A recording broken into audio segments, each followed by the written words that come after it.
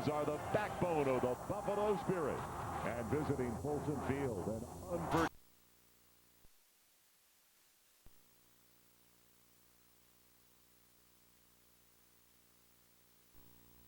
The Ducks fly into mile-high Boulder.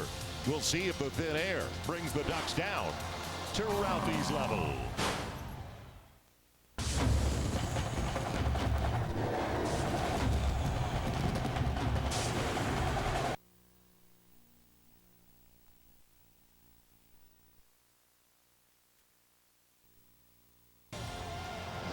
The Colorado fans are the backbone of the Buffalo Spirit. And visiting Folsom Field, an unforgettable college football experience. The Ducks fly into mile-high Boulder. We'll see if the thin air brings the Ducks down to Ralphie's level.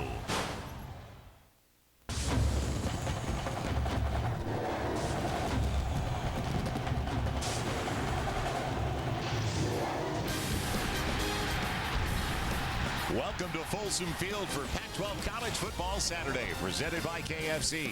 As today, the Oregon Ducks hit the road, matching up with the Buffaloes of Colorado. And as we look at the Pac-12 standings, what a race it is going to be in the North. Undefeated in conference play, Stanford, Washington, and the team we'll be watching today, the Ducks of Oregon. Hi, everybody. Joel Myers alongside Brian Baldinger, and welcome to Boulder as we get ready to watch one of the most explosive offensive units in the country. But, Brian, the Oregon Ducks come in a banged-up group. Their quarterback, Darren Thomas, was knocked out of last week's game, and their sensational running back, LaMichael James, he did not even play. Like, can you say depth? That's what this team has. It's the next guy up, plug and play. But let's face it, Chip Kelly wants to spread the field to run the ball. And that's where LaMichael James comes in. He's dressed today.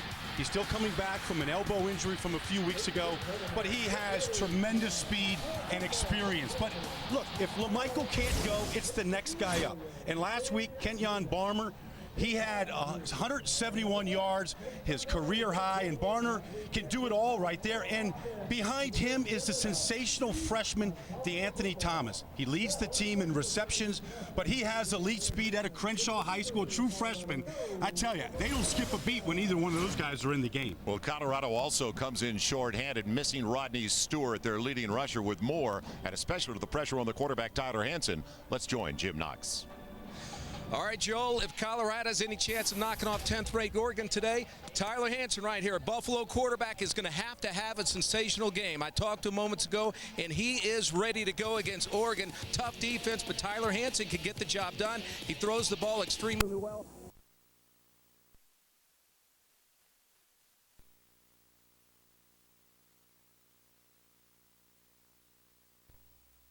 He also can run the football extremely well. Tyler Hansen said, hey, let's kick this thing off. Oregon against Colorado. Let's get it going, Joel. All right, Noxie, thank you. When we come back, a busy day in college football. We'll be checking in with Kevin Frazier and Marcus Allen in our Coors Light studios. You're watching Pac-12 College Football Saturday, all presented by KFC.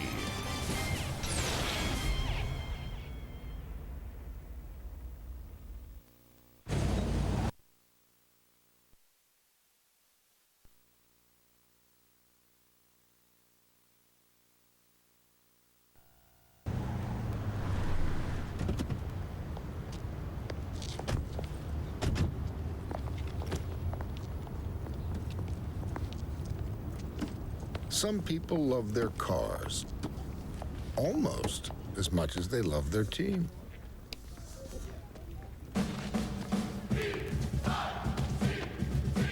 P-I-T-T, let's go, Pitt! What happens when you use Peak Motor Oil?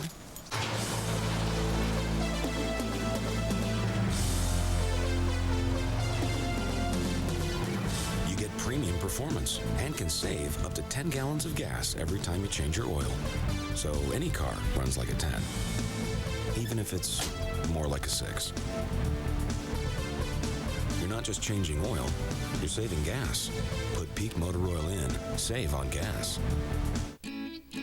One client you might see at a Banner Bank branch in Spokane is Gordon Finch of Gordon Finch Homes. Now, one of Gordon's friends is Nick Salisbury of Crux Subsurface. And when Nick and Gordon get to talking, it usually involves their favorite baseball team, the Spokane Indians. who just happen to have a business checking account at that same Banner branch. It just goes to show we're all in some way connected to the same bank. On my orders, the United States military has begun strikes against the Taliban regime in Afghanistan. G4 presents a groundbreaking new series that takes you inside our elite explosive ordnance unit. This is war like you've never seen before. Fire in the hole! Bomb Patrol Afghanistan premieres Tuesday at 10, only on G4. Howdy, folks. Jack Box here with my new Outlaw Burger. Other places have barbecue burgers, but not with the kick this one has. Outlaw means it's loaded with hickory smoked bacon, onion rings, and topped with my bourbon barbecue sauce. And I'll tell you something else they don't have. My Outlaw Spicy Chicken Sandwich. Whoa. Whoa. Ride that spicy chicken.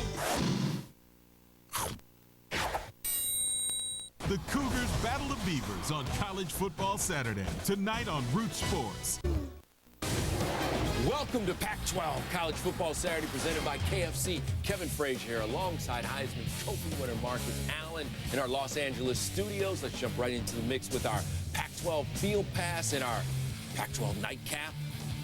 At 10:30 Eastern, 7:30 Pacific, it is the Oregon State Beavers and Washington State Cougars, and you could be looking at the future of this conference, especially when you talk about Washington State, a team that has really surprised folks this year. One of the reasons, Marquise Wilson, and look at that receiving yards per game number. Ranked 9th in FBS, 114 yards per game.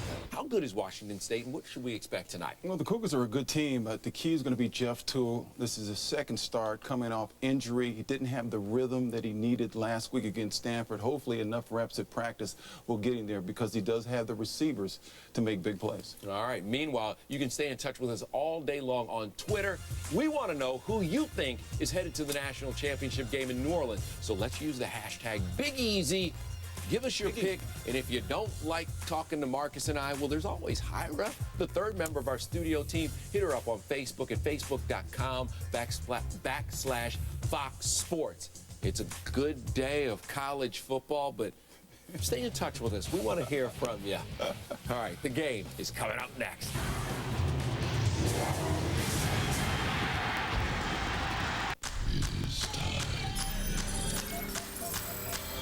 Let's do this. Great. Sorry. Instant savings time at the Les Schwab sign. Save up to $100 on your purchase of 4 select tires. It's our first ever, no hassle, instant savings event. Hurry into your Les Schwab Tire Center. Yes, I think there's been a mistake. We reserved your basic room. Wow, nice robes. Honey, hold on. She's touching the nice robes. Okay, are you sure? Because I'm counting 3 shower heads in here. Fancy bottles and a lighted thing. Is that normal? Now get a great room and a $20 match play for just $119. And enter to win your share of $50,000. Only at Northern Quest.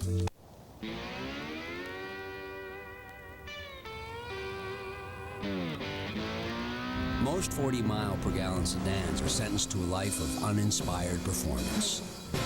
Not this one. Meet the 2012 Mazda 3 with revolutionary Skyactiv technology. It's not the first 40-mile-per-gallon sedan. It's just the first one worth driving. We build Mazdas. What do you drive? Up to $100 in instant hassle-free savings. Nothing to mail, clip, or copy. Just purchase a set of 4 select tires. It's our biggest tire sale ever. For a limited time, only at the Les Schwab sign. 1987. So the Ducks take the field, and tradition, you better believe it, in Boulder, it's Ralphie 5. Leading the Buffaloes on the field. And I said we had perfect weather. We couldn't ask for better weather, because by midweek it's going to be in the 30s, the 40s. But game time temperature just about 70 degrees today. Are you ready for a workout? Run with Ralphie. I watched him warm up yesterday, Joel. That takes 12 guys to corral Ralphie back into the truck right here. That's the way to take the field now. Now, this was just moments ago. Michael James, we don't know how much he's going to be involved yet, but talking to his teammates like the leader he is. Well, that's what he is. You know, whether he plays today or not, I mean, he's still the leader of this team, and they listen to his voice. It's a strong, experienced voice, and they know how competitive and how important all of these games are. Well, I said about 70, 66. We'll take it in Boulder. Yes, beautiful autumn afternoon as we get ready for the kick. You were just talking about DeAnthony Thomas. He's over to the far side, waiting for the opening kick, along with Ekbre Olumu. For the defensive back, Justin Castor will kick it away. Our referee today is Jack Wood of the Pac-12, and a good Pac-12 matchup. So the first matchup between these two teams since the 2002 Fiesta Bowl, as this is the first year for the Colorado Buffaloes through the Pacific 12 Conference. And we are underway in Boulder. And at 5,300 feet, the elevation shouldn't be too many returns today. So the Oregon Ducks won the toss. They have elected to receive. And a look at our KFC starting lineup. And Darian Weems, a guy you like out of Los Angeles, is Taft High School his senior season, a big-time talent on the left side. Well, he is, and he does a great job protecting the quarterback. And then Kenyon Barner, who we profiled in the open, coming off a career-high 171 yards last week at Arizona State. Darren Thomas is on the field, but they're starting Brian Bennett at quarterback, the redshirt freshman out of Encino, California, and it's Darren Thomas on the give. Hit him on that jet sweep, and he's got a first down going out of bounds at about the 33. So here we go. Tempo and more tempo from Oregon. Well, you got both quarterbacks on the field. I mean, that's what type of athletes they are. And Chip Kelly said, look, we recruit quarterbacks first and running backs second, meaning the quarterback's got to be able to throw the ball first. They're not running backs that learn how to play quarterback. It'll be Bennett. And banging it was Barner. Kenyon Barner, a junior from Riverside, California, as we look at the 3-4 alignment with Conrad Obie in the middle. Hardigan did not play last week, out with a shoulder injury, and they're really banged up at the secondary. Greg Henderson, a true freshman, starts on the corner from Norco, California. Looking for the streak down the sideline, and he overshoots. Chuade is wide receiver from Arcadia, Indiana. Good coverage that time on the outside, though, all over it. So they were in good shape on that particular play, squeezing it to the sidelines. Chip Kelly coming in here winning 15 straight conference games. Heavy favorites here today, but he was a little agitated when we were asking him about injuries. He said, we honor our injured players by the next guy up. Pocket collapsing and a huge hole up the middle. A first down for Brian Bennett, and shows the wheels inside the 40. He's got a first down all the way down to the 26, and a late hit, take it to the 25 and half the distance to the goal. Menke was over there, got there late. Bennett came in last week and gave this team a real lift. Came in with the score down 24-21. A couple series later, they had the lead. After the play, personal foul. Defense, number 4. Penalty will be enforced from the end of the play.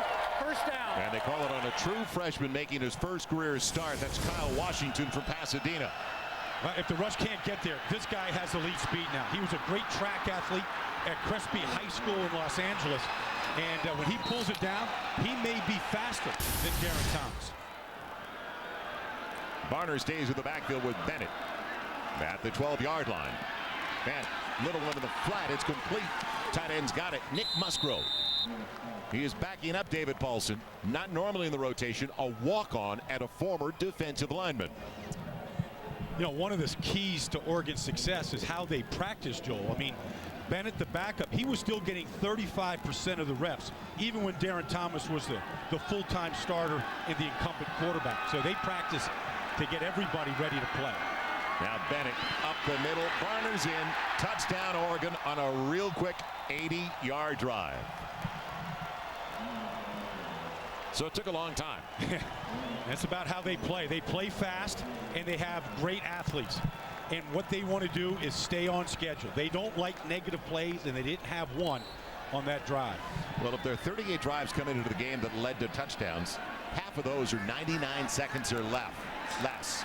Now, little option action, 2-point conversion, and they get it. That's Jackson Rice, the punter, who takes it in. So a gadget works, the junior from Moraga, California, up in the Bay Area. Chip Kelly starts it in an incredible fashion in Boulder. He's so innovative, and it's on every phase of the game. And so even on a 2-point conversion, this is the touchdown here to Barner. But even the 2-point conversion, a look that really Colorado was not ready for. Nice little ball fake right there, the dead leg fake. 2 points later, Oregon's up 8-0.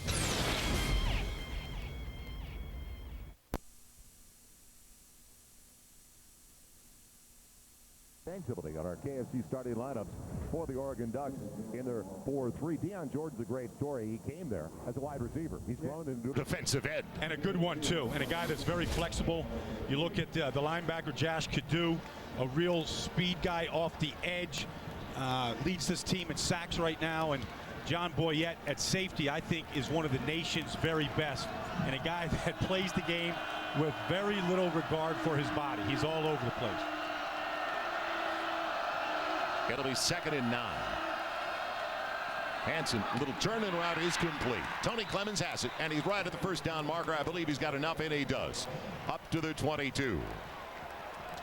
Look at Tyler Hansen this year. You look at the end of that stat sheet there, 13 touchdowns, only 3 interceptions. Done a good job of taking care of the football, and on that last play, Oregon only rushed 3, so protection wasn't an issue.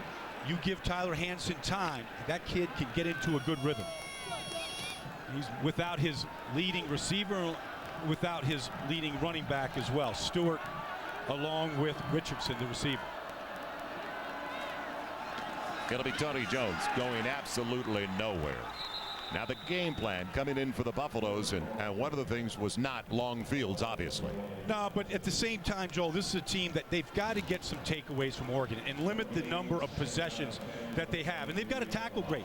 This is elite speed from Oregon at all over the field. They miss tackles, Oregon goes a long way, and then they've got to control the ball here as much as they can and keep that quick strike offense of the Ducks off the field. Oregon has given up yards this year. They've outscored their opponents. They're 91st of the nation at 414, giving up a game. And they really haven't taken it away. Only 6 takeaways in 6 games, and they don't sack the quarterback a lot. On 2nd and long, 2nd and about 11. And there goes Tyler Hansen. It was almost like he was looking for the middle screen, but he's brought down, and the sack is Kadu. Yeah. It's the outside backer. Boy, he is a great athlete as well. Here's going to be on the outside right there, and he's just going to come around the corner, and that's 2 tight ends over there. They chip him, but that's not enough. I mean, they got to have somebody on him. He is an elite athlete, and just hitting him on the way out is not going to be enough to slow down Kadu. Kadu's on the Butkus Award watch list. He'll take that sack, though. That helps you in the Butkus Award. There's big Deion Jordan on the outside, and it's a 3rd and long coming up. 3rd about 17, almost 18. And a false start as well.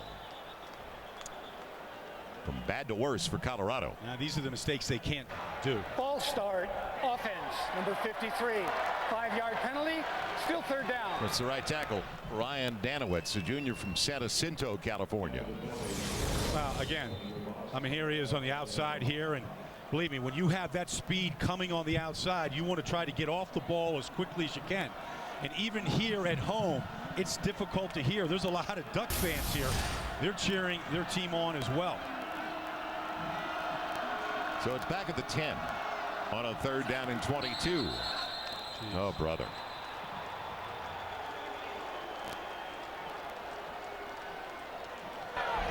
Illegal snap, offense, number 76. 5-yard penalty, still 3rd down. Calling it on the center, Gus Handler. Now, you know, you see just that movement, that little jerk of the football right there, Joel's good shot by our camera crew covering this game here today, and here they are. I mean, their opening drive, they've done nothing but back up here after the first play, 1st down. And this is exactly what Oregon wants. Play fast, put them in bad situations, force them into bad plays. There's a reason they're 1-6 and the most penalized team of the Pac-12.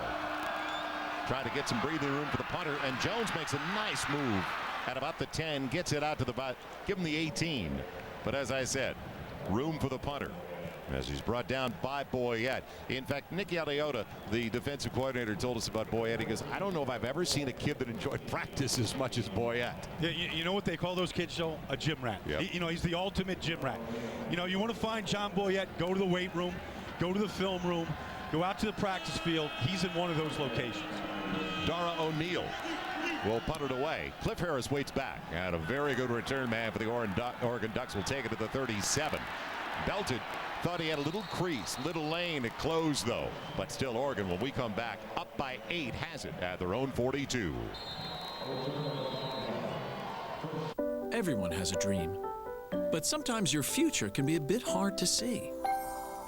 That's why the principal created the Dreamcatcher, a new online tool to help imagine the life you want someday in pictures. You can organize, prioritize, and plan. Then, with more than 130 years' experience, we can manage your investments to help make your dream reality. Visit dreamagain.com or ask your advisor. It's time to dream again with the principal. The main purpose of the barrels is to age the beer. It's going to pick up some nice wood, oak, vanilla, caramel, some bourbon flavors, and thus the name bourbon. So we'll ferment the beer, and then we bring it over here, and it'll be in the barrels for about 60 days. So it's about 3.5-month process from start to finish. It is labor intensive, but we can kind of all rally around a beer that really everybody loves. AT&T and Verizon charge you extra for going over 2 gigabytes of data. T-Mobile slows down your data speed. With Sprint, you don't get charged extra and you don't slow down. And you get unlimited data, text, and calling to any mobile for only $79.99. The best unlimited plan wins. Make the most of unlimited data with a brilliant screen on a pencil-thin phone. Introducing the Samsung Galaxy S2 Epic 4G Touch. You're watching Pac-12 football on Root Sports, presented by Sprint. All football, no limits. Only from Sprint. Only on speed. Highest scoring team of the nation, the Oregon Ducks, up by 8 early, and they get it right back just about 6 minutes into the ball game. Well, headlines around the Pac-12, what a win, and the staff celebrates. Well, Arizona, big win over UCLA on Thursday night. Stanford, longest winning streak of the nation, getting ready for their matchup with Washington, who goes into the BCS poll for the first time since 2001. So congratulations to Coach Sarkisian and his staff, and what a job they have done up in Seattle. It's out of the reach of Kenyon Barner as they're throwing on first down, and they keep Brian Bennett in there, the redshirt freshman out of Crespi High School in Encino. And you and I watched him extensively in warm-ups. He was out here 90 minutes before game time. What a beautiful delivery. Man, so easy. The ball just comes out of his hands and really spins. Barner again trying to bend it outside, but Webb won't let him. Derek Webb, the sophomore from Memphis. Oh, that's a great play by Derek Webb, coming up there, really playing the option well, allowing Barner right here. I mean, here's the good. That's how he said that they had to tackle well. Both hands around Barner right there, not letting him go. Other guy's going to come into the picture, forcing a 3rd and 11. This is where they've got to win here for Colorado. A chance to get Oregon off the field in 3 plays. 47%, not too shabby. Now, good pocket protection and a screen that's available for Barner. What do they find on the screen? Open field inside the 35 and pushed out of bounds by Mainkey at about the 28. What a call. And nobody had Barner.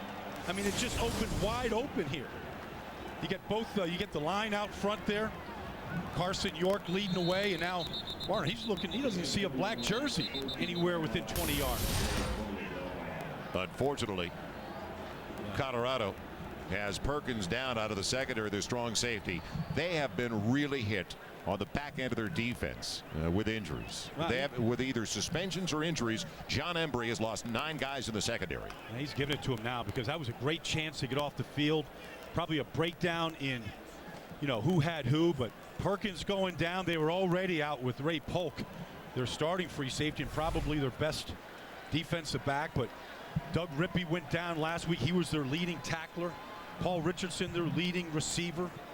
I mean, Kyle Cephalo, a really a senior wide receiver that they really counted on. They've lost 7 cornerbacks this year. Well, if you look at Richardson and Stewart, just those two from the offensive side of the ball, they account for 58, almost 59% of their total yards offensively.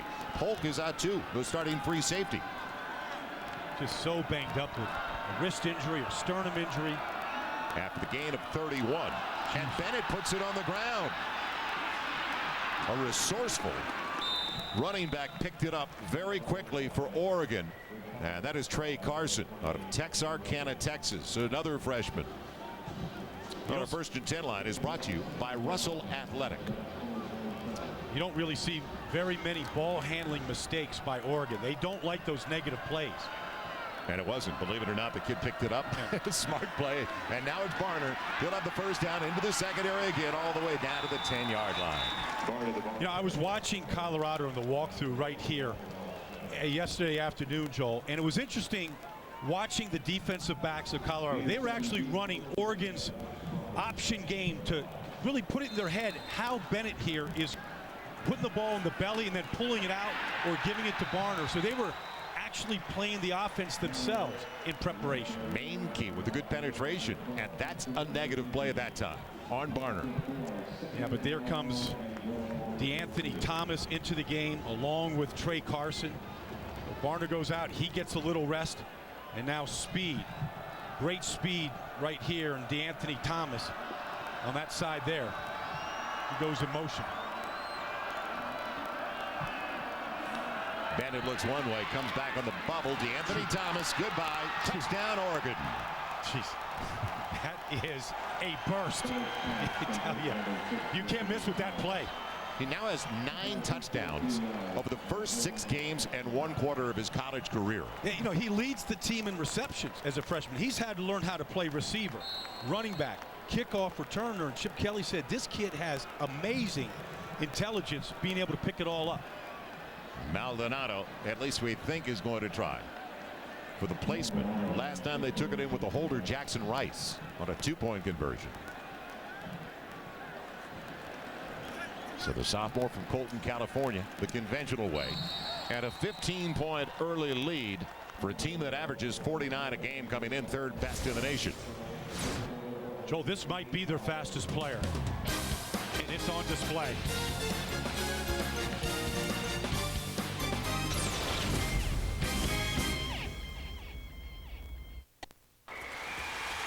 We won 24 NCAA championships. It's in a 15-0 lead for the Oregon Ducks. The short field the last time. Well, most teams had short fields. In fact, Colorado's opposition has started outside of their own 35 on average. Malcolm Trier is going back deep. And the freshman running back, it'll go the other way, though. And picking it up for Colorado, it's going to be Logan Gray. Check that. Making a move across the 25 instead. D.D. Goodson. Coors Light game break time now as we check in with Kevin Frazier and Marcus Allen. Guys. Joel, LSU hosting Auburn in the Les Miles, digging the scene. Joel. All right, thanks. Talked about Les Miles yesterday. John Membry, in fact, when he took this job, that's one of the guys he reached out to. One of the good guys in the game. And we know Les for a long time now. When he was the coach back at Oklahoma State with the Cowboys as well. Tyler Hanson on a play fake on first down, in trouble and on his way down. Backside pressure. And we talked about the speed of the Oregon Ducks. That was Kudu again, his 2nd sack already in only 2 series. Well, they said this week, Nick Aliotti, the defensive coordinator, said that, we've got to be able to get him unleashed here. Play more to his talent level. And I talked to him before the game, and really a guy that, can cover an awful lot of ground, also good in pass coverage. Part of that national championship defense that lost to Auburn last January. It's going to be Creer in the backfield. He's going to get it on first down. Big back is dropped after a gain of maybe a couple of yards. Look back at the touchdown, little bubble action for DeAnthony Thomas. Well, all the receivers have to block on here. So watch the tight end right here, and then watch him come out here and lay a block right there to free up DeAnthony Thomas right here. Great open field block there. You get a block, you get another block on the safety. and DeAnthony Thomas is in for his 9th touchdown this year. So all of a sudden, another 3rd and long coming up early in this game for the huge underdogs at home on homecoming weekend, the Buffaloes of Colorado. Moving the launch point, a little shovel pitch. And not much as it went to Devon Thornton, the tight end, but a little creativity on the call. Yeah, but you know, Oregon told us they you know, the defensive numbers aren't great, but they said they want to lead the country in effort. And so today, in their white uniforms, they got a lot of white helmets to the football on that little shovel pass underneath. Dara O'Neal will punt it away. Cliff Harris waits for the line drive, but he pins him to the boundary. And Harris will stay away from it. Good punt by O'Neal inside the 15 as it will go out of bounds at the 13. So the Oregon Ducks, a longer field, but will it make a difference because they've done anything they've wanted. And Brian Bennett has been at quarterback. He joins a little bit late. Darren Thomas was in the game on the very first snap, but he was in the game out on the wing. Yeah. And he was at basically a slot position at wide receiver for Chip Kelly. They got athletes. They got athletes in there, and Chip prides himself in creating a program where it's plug and play. The next guy up, it's his job to go perform at the same level. Go the other way. Man, it's complete to Josh Huff looking for a kick out block that never gets there. He needed 2-A to help him a little bit, but it didn't work. They still got 3 yards on the play up to the 16. And Huff getting up very slowly. Geez, even when they get hurt, they get up quicker than most guys, don't they, Joel?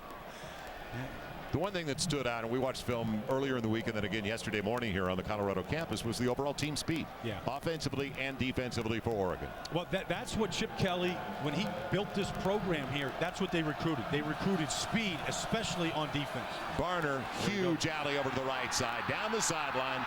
Will they have an angle? No. He should go the distance. Kenyon Barner on the touchdown run. And a flag at the end of the play. Jeez. 84 yards. He was across the goal line when he went in, so the flag comes in for unnecessary roughness. But you see Barner's speed on the outside just to turn the corner and outrun the entire pursuit of Colorado's defense. And that's where Colorado has to get better in overall team speed at every position.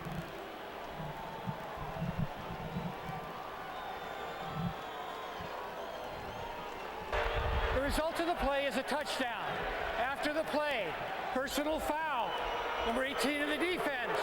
Offense is elected to have the 15-yard penalty enforced on the kickoff. And it's early frustration. There's no question for Jonathan Hawkins, the defensive back. So Barner gets another score early for Oregon. He's a junior from Riverside, California. And Maldonado in for the point after. So 11 minutes into the game. 22 points already on the board for Oregon. And boy, usually when you go to the sideline, it's not that easy. Yeah, well, somebody's going to have an angle. I mean, it's just an underneath handoff right there. But he gets a block on the outside, and now this is just straight speed. He just outruns the pursuit. They just, they lost Ray Polk. They've lost Anthony Perkins.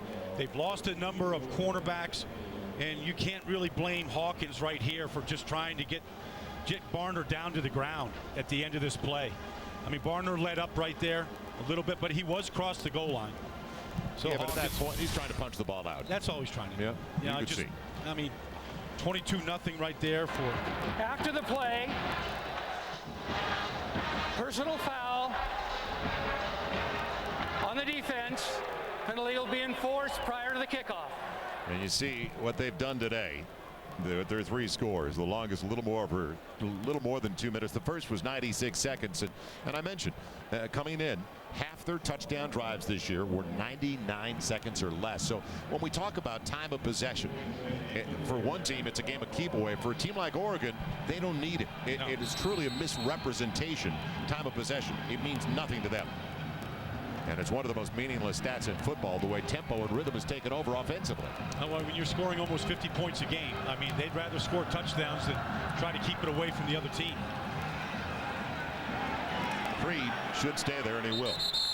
Jim Knox, what's going on? Joel, this offensive line of Oregon, they're not even winded playing in this high altitude despite putting 21 points on the board. Now, speaking of Michael James, talked to him before the game. You know, he's suited out. He's ready to play. He has a protected device on his elbow. But he told me, hey, I'm not going to get in unless they need me. Right now, needless to say, they don't need him. So look for Michael to stay on the bench the entire game, guys.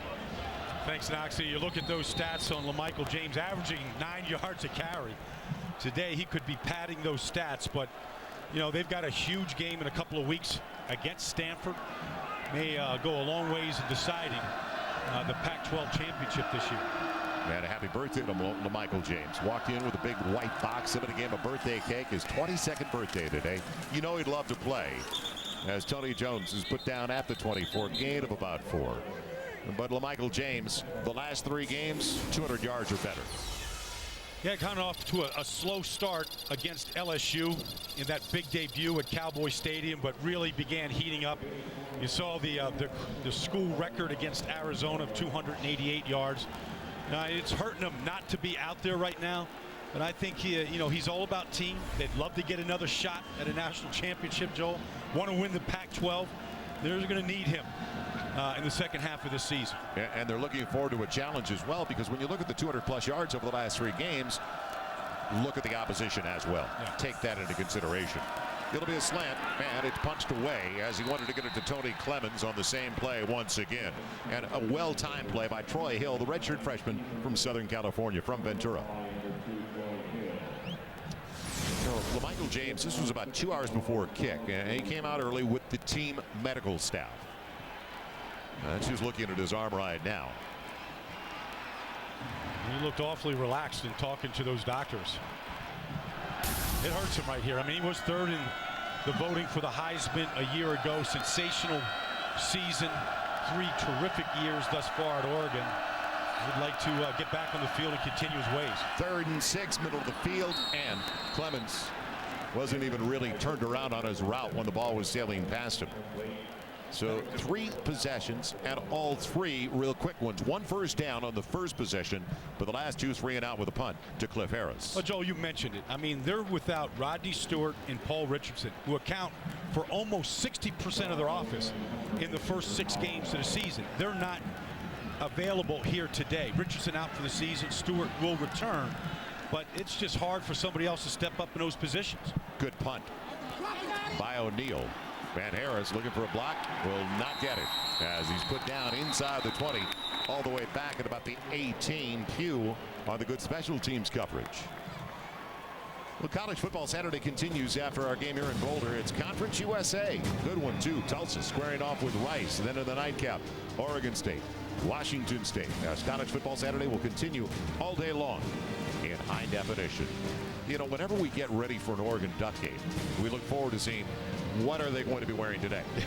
And some of the wildest uniforms you'll see in college football. But today, as they show up in all-white uniforms, it almost looks like they went to Brooks Brothers for these. Yeah, well, it's clean. It's not a lot of grass stains in those uniforms so far, Joel. From the 20 on first down. Ton of time. And overshooting a wide open Tuanay as he had an angle and almost like a guy next to the rim for a rebound. He had the position on the defensive back. Tuanay is their tallest target, the senior at 6'5", and he was one-on-one down the field. Bennett let that one kind of sail on him just a little bit. That's what I want to see from Brian Bennett, him in the passing game. I mean, he was a great high school quarterback at Crespi High School in Encino, California. Only had to throw it 5 times in last week's comeback win against Arizona State. They'll give it a little jet, and look out. DeAnthony Thomas on the run, has the first down. And he's out of bounds at about the 40. Well, back to Bennett, the quarterback. He took over his sophomore season when Ron Prince, the starting quarterback for UCLA, and it's unfortunate Prince has been hurt as much at UCLA. He went down with an injury. It was the senior season for Prince, the sophomore season for Brian Bennett, and he had some kind of career at Crespi High in Encino. Yeah, well, you know, he's been in that situation like he was a year ago where he had to step in. Give it off to Carson. Yeah, he's tripped up across the 45. out to the 46. So Trey Carson, an opportunity early. So Barner, Thomas, Carson, those three backs have been utilized in the absence of LaMichael James. It's Thomas again, a bull of a back, and he's got a first down across the midfield stripe to the 48. So they plug and they play, as Chip Kelly told us. He said, we don't like to talk about injured guys because they're not available. So we plug in guys, they play. That's how deep they are now. But even their premier left tackle, Darian Weems, is out right now, and the backup, Ryan Clanton, is in. They rotate guys all game long. DeAnthony Thomas. Look out. Inside the 40. 35. And knocked out at the 33. He's put out by Greg Henderson rather. Chip Kelly getting that play in. They can run these plays off at about a 12-second clip sometimes. They're so quick. Getting lined up. That referee's right arm gets tired winding the clock. Little option read. And not much available for one of the few times. Still 3 yards, though, inside the 31 for DeAnthony Thomas. But you look at the triangle of kids right there that are playing without Darren Thomas and LaMichael James. You look at Bennett and Barner and Thomas, all from Southern California. You know, and DeAnthony Thomas, that was a big steal away from USC to get him to come to Eugene. At Crenshaw High School in Los Angeles, all he did his senior season was average 11 yards a carry. Pretty good conference, pretty good league he was playing in. Down the middle available. And touchdown, Oregon, Davids Paulson. The senior tight end out of Auburn, Washington. Got a paw up in time and brought it in for the score. 31 yards. So kind of a forgotten guy here in this Oregon offense, but a really dependable receiver. Going right down the seam, off the play action fake, and look at this throw by Bennett. Right on the fingertips, little juggling act by Paulson. But so much attention to the running backs and quarterbacks here, you kind of overlook what Paulson can do. Maldonado with the point after. Minute 13 to play in the first quarter. And it is now 29-0 Oregon.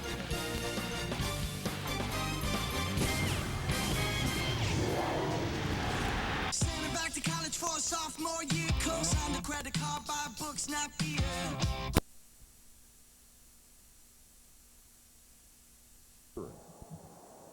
Paulson's going to come right down the seam here and work right into the middle of the field, kind of spread out right here. Little double move, little slant and go right on the safety, and Bennett read it perfectly. Of course, it helped that he had all kinds of time off that play action fake to Barner.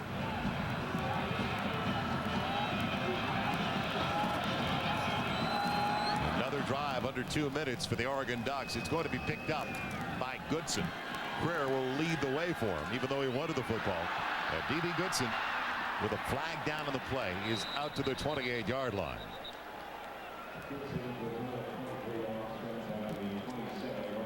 Well, John Embry had said one of the things that he'd liked, even in bad defeats the last 2 weeks, when they cut down on penalties. We got another one. We got another. There are 2 flags down. I think 2 separate penalties as well. But Coach Embry had told us, Joel, on Friday that he thought that, you know, one of the improvements the team was making was they were cutting down on penalties the last 2 weeks. There are 2 fouls by the return team. During the return, illegal block in the back, number 87 of the return team. After the play, personal foul. Dead ball, personal foul on the return team. Penalties on number 16. Both penalties will be enforced in the order of their occurrence. Yeah, that's double Live jeopardy. Ball foul first, subsequent the dead ball foul. Yeah, the dead ball First foul down. makes it. You can mark off 2. Look at where they start. They start at the 5-yard line as a result. So bad to worse for Colorado. The first play of the game, they got a first down on a throw from Hansen to Clemens. And since then, they've just done nothing but go backwards. And the speed and the talent of Oregon is just too much for a battered and beleaguered Colorado team at this point. Keep a fullback in there.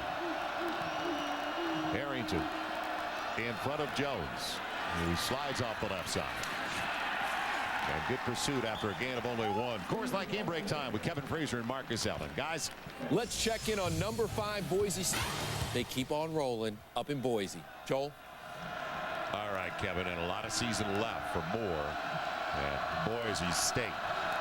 So 4th all time. Pretty fast company. It'll be 2nd and 9.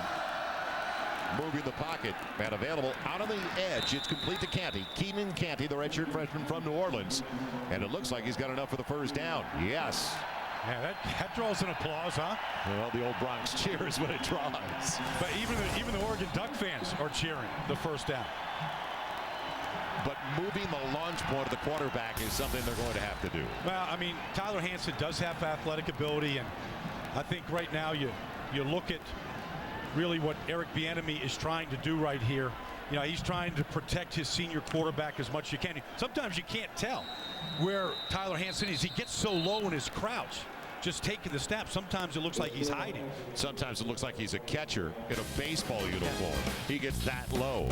So at the end of the first quarter, it is a 29-0 lead for the Oregon Ducks, looking for their 16th consecutive conference victory. You're watching Pac-12 College Football Saturday, presented by KFC. Stay with us in Boulder, Colorado. We got a big home game this week. Everybody's coming over. To be successful, we need a little coaching.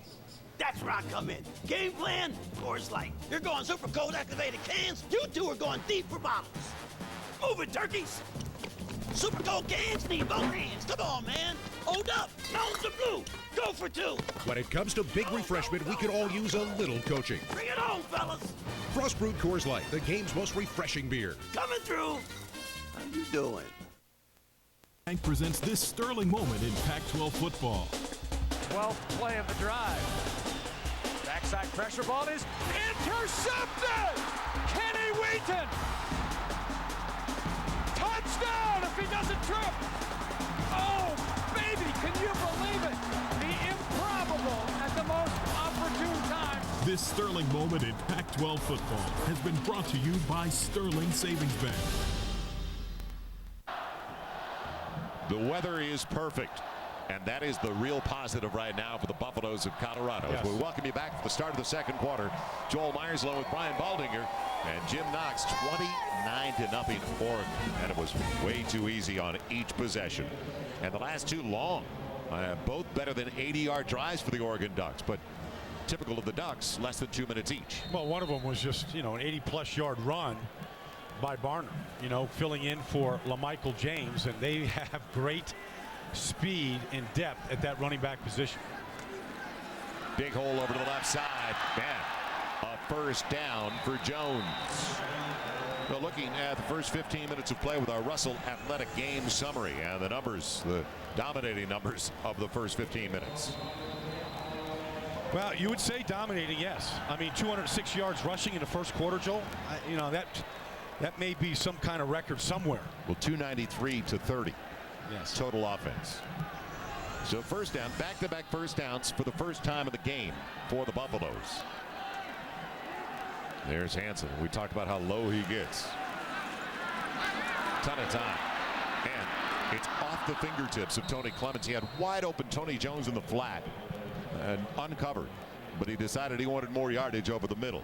The one thing about Tyler Hansen, though, it's his senior season. He's with a new staff. Yet Eric Bieniemy, his offensive coordinator, said, "I would kill to have this guy one more year. He is that good." Yeah, he's good, and he's had his seasons cut short last year against Texas Tech. He had the lacerated spleen, knocked him out for the rest of the season. But he is smart. He is a guy that really understands how to study and prepare to get ready for these games. It's 2nd and 10 from the 28. Jones.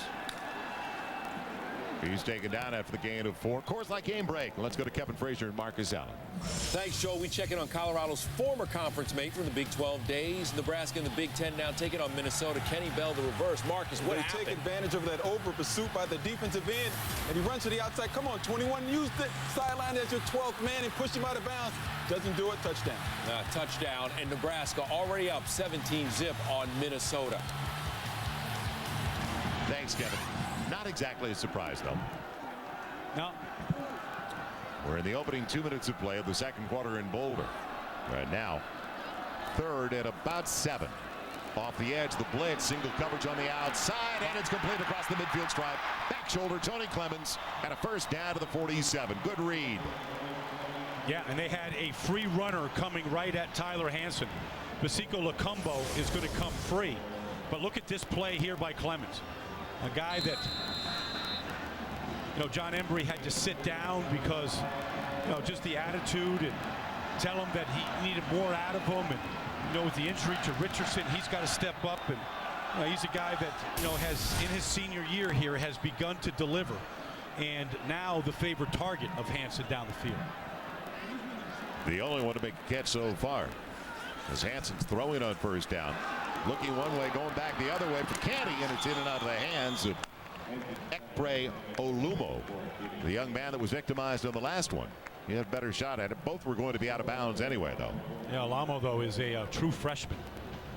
And so I think Oregon has played as many as 6 true freshmen, as they keep building this program and its depth. And John right there, I'd say that's a look of frustration. Exasperation as well. He's trying not to look at the scoreboard is what he's trying not to do, and he doesn't want his players to look at it as well. Deepest penetration of the game so far for the Buffaloes on this, their 4th series. It started back at their own 5. Little misdirection action. Man, it's Tony Jones, redshirt freshman, Patterson, New Jersey. Here's a guy who was 47-1 in high school, Tony Jones, and he comes here and his first season on campus 1-6, and that's what John Embry was talking to us about yesterday, just changing the culture of things. Well, he was part of that culture himself, and that's what he's selling. When he came in here, he was part of Bill McCartney's first recruiting class, and they weren't going anywhere, and they built it up to, 8 years later they won a national championship. So he knows what it's like to be on a team that is beleaguered by injuries, and everybody's counting him out. Heavy underdogs every week. 3rd and about 6-7, and Hansen, he can run for it potentially. Instead, looking for the comeback, and it's batted away. Well done on that side of the field. Outstanding effort by Avery Patterson. There was just nobody there that was coming back to the football for Hansen. They're all on the other side of the field. I mean, the pressure under Hansen here is just really going to force him to his right. And that was Stuckey that was chasing him. Kind of like a Hail Mary pass down the field there to Thornton, one of the tight ends. They have about 5 or 6 tight ends that they use. So O'Neal getting ready for his 4th punt of the day. Angling for the sideline in the corner. Wow. And beautiful perfection inside the 5. Let's see where they mark it. At about the 2 or 3. So O'Neal getting plenty of opportunities early in this game. 3 minutes gone in the 2nd quarter, and Oregon gets it right back up by 29. Join us at the 3rd annual Taste of Tulalip, held at Tulalip Resort Casino. Sip, savor, and learn November 11th and 12th at a celebration of wine, food, and yeah, and I tell you, they did it in a lot of ways. They did a little dive there to Barner, filling in for LaMichael James, a little 2-point conversion. Little trickeration there by Chip Kelly working on plays, and then just elite speed by DeAnthony Thomas right there, and a little bubble screen, and 2 passing touchdowns for Brian Bennett, 2 running touchdowns by the talented backs. Brian Bennett in the gun out of the end zone from his own 3 is throwing on first down. And he wants a 97-yard score. He's got Thomas waiting for it, and it hit the deck. Here's a flag. He almost made an amazing catch on Greg Henderson. Henderson had some contact when he lost sight of the ball. There was contact. Well, it was just straight speed. I mean, they're just putting the freshman out there against Henderson, freshman against freshman. Thomas ran right by him, and I don't know. I don't see it, Joel. There was nothing. Pass interference, defense, number 20. 15-yard penalty from the previous spot, and an automatic first down. The only thing you can say is that Thomas was making a play on the ball. He was underthrown. And the corner, Henderson, never looked back on the ball. No, he didn't. But like that, okay. I mean, the left arm did hit him in the neck. A little incidental right there. I don't know if he's trying to come back to catch the football, though. I don't know if Brian Bennett can out-throw D'Anthony Thomas, though, on a 3-step drop. I think he's too fast. It's Barner. Oh, he had his legs taken out. And the guy out of the secondary who made a phenomenal play is that true freshman, Kyle Washington, getting his first career start from Pasadena. Now, that'll get you noticed, though. Yeah, that's what John Embry is looking for. Guys that come in there and hit like that, flick Barner. Barner gets up limping just a little bit after being flipped on that play. They're missing Espinoza, starter. Polk's a starter. Perkins is gone. He started. He's gone with an ankle. So 3 of their 4 starters out of the defensive secondary. Bennett wants to run it. Going for the first down, and he's got it. Stepped out of bounds after he passed the 28, aware of where he needed to go at the 29. You know what Bennett is? He's just smooth. Everything he does is smooth. I mean, totally under control, taking that ball down and running the quarterback sweep, letting his blockers set things up there, getting enough for the first down. Good wheels out to the 29 that time. And a false start on the offensive line. Easy call. Not many of those by Oregon. False start. Offense, number 74. 5-yard penalty. Remains first down. It's Darian Weems, the left tackle.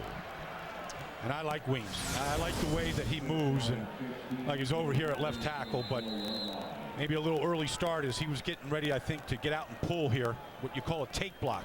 Tight end tackle exchanging responsibilities. We're trying to get to that perimeter again. Bennett out of the gun. They have not been as fast tempo-wise with their offenses we've seen before. Bennett again. And he keeps it out to the 30. He gets the 5 back +1. And in what you were talking about, and Chip Kelly mentioned us, he recruits quarterbacks that can run, not running backs that can throw. Because when you have a system like Chip Kelly likes to run, too often you go after the quarterback first that can run the football effectively. Well, he said, look, we run the ball more than we throw it because that's our skill set. We have better running backs. But if we had better wide receivers, we would throw it as much or more. He said it's personnel driven. Personnel driven. And it may change now with Brian Bennett. Yeah. Because he can definitely throw the ball. On the play fake. Ton of time. And going down the sideline, he's got 2 and just over. Throws it by about a couple of feet. Jim Knox. All right, Joe. Almost caught that pass right there. Not a bad throw right there. John Embry trying to get his team back into this one. Keeps telling them high energy, guys. Let's stick with it.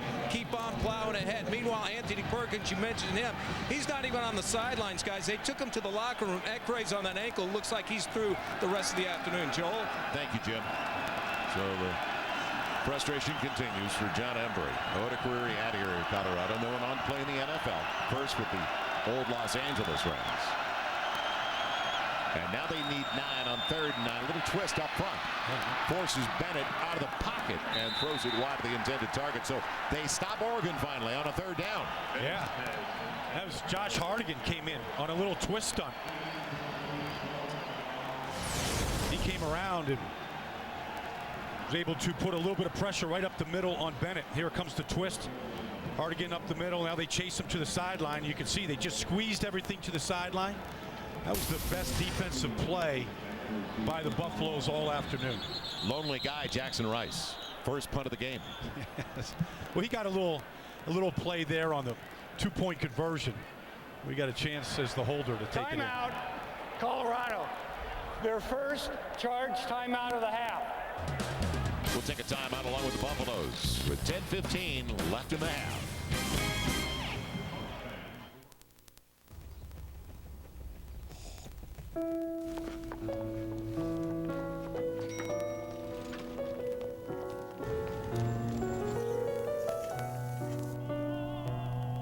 You may kiss the bride. You don't keep running when you're stopped, so why should your car's engine? Technology that shifts from gas to electric power and back seamlessly. Another way Buick LaCrosse with e-Assist can offer 36 miles per gallon. Learn more at Buick.com. For a few to be immortal, many must die. No one should be immortal if even one person has to die. His crime wasn't taking time. He was giving it away. Time. Rated PG-13. Applebee's 2 for $20 is fresher than ever. Hey, Chris. Hi, Jesse. Hey. Ready to order? Yep, 2 for $20. It's Applebee's freshest 2 for $20 yet, featuring new chicken fettuccine carbonara. Get 1 appetizer and 2 entrees for just $20. Only at Applebee's. Now serving half-price appetizers late night. Pac-12 College Football Saturday brought to you by Frostbrewed Coors Light, the game's most refreshing beer. By Verizon, America's largest and most reliable wireless network. And by Buick. See real stories of human achievement on the Buick Human Highlight Reel at ncaa.com/Buick. Welcome back to Boulder. Joel Myers, Brian Baldinger, Jim Knox.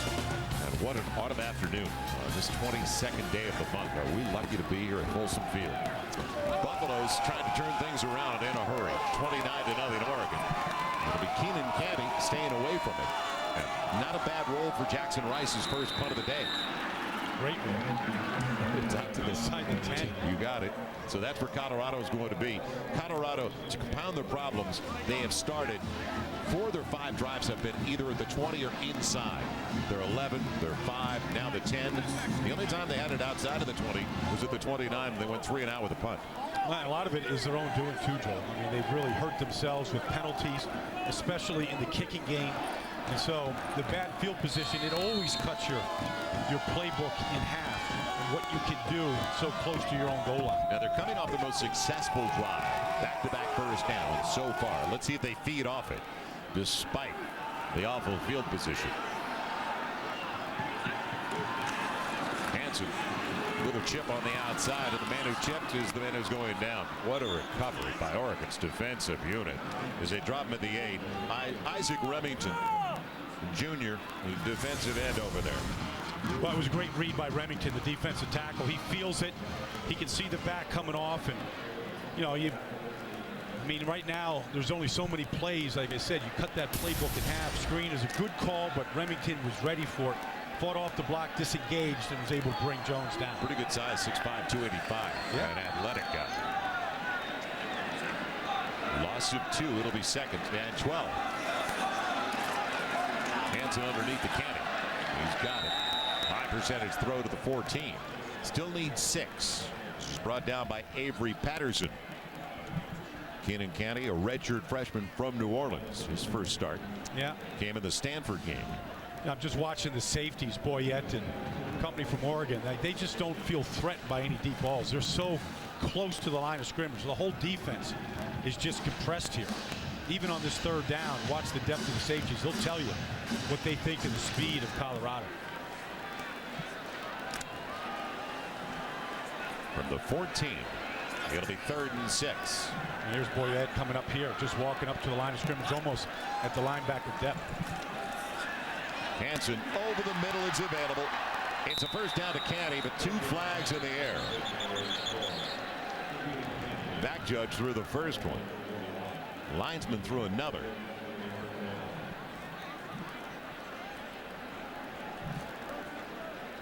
We have seen a lot of flags early.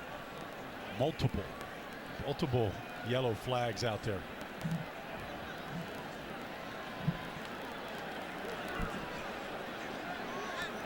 But it's complete for the first down to the 27 of the play stands. It's a pretty good conference there. And they're not in a hurry. No, it doesn't seem to be. Not like Oregon's offense. There's no tempo right now to this officiating crew. No. No rhythm. It leads me to believe that there might be multiple fouls. Yeah, there's 2 flags. One for the linesman, one for the back judge where you think interference. There is no foul for offensive pass interference number 2. The player was not attempting to block. He was being held. Holding defense. That penalty will be declined as the result of the play is more yardage than the penalty. First down. So they're taking their time to get it right. And we like Jack Wood, lead official on this Pac-12 crew. Well, the holding call is going to be right there. You can see that the ball was in the air, so that's the right call. They got it right. Harrington, the fullback, is the only one behind Hansen. 1st and 10 from the 27. And kicked perfectly. He read it. He's got it inside the 20. Taking it is Michael Clay, and he's in. Touchdown, Oregon. Read the quarterback's eyes completely. Right in the passing lane by Clay. It's only their 7th takeaway of the season. They had 37 a year ago. But that one, the defense gets in on the act. Just really Tyler Hansen's worst throw of the day here. Kind of telegraphed it there. Clay jumped right in the front of that slant. And then he's got a convoy taking him in to the end zone. So points for the defense, as you mentioned, a rare occasion for Oregon so far this season. It comes with 8:10 to play in the half. And the extra point, it looked like it might have been deflected. It was pushed wide by the place kicker, Alejandro Maldonado. And when we come back after the interception, a 31-yard return, as it's now 35-0, we'll check in once again for Kevin Frazier and Marcus Allen in our college football studio.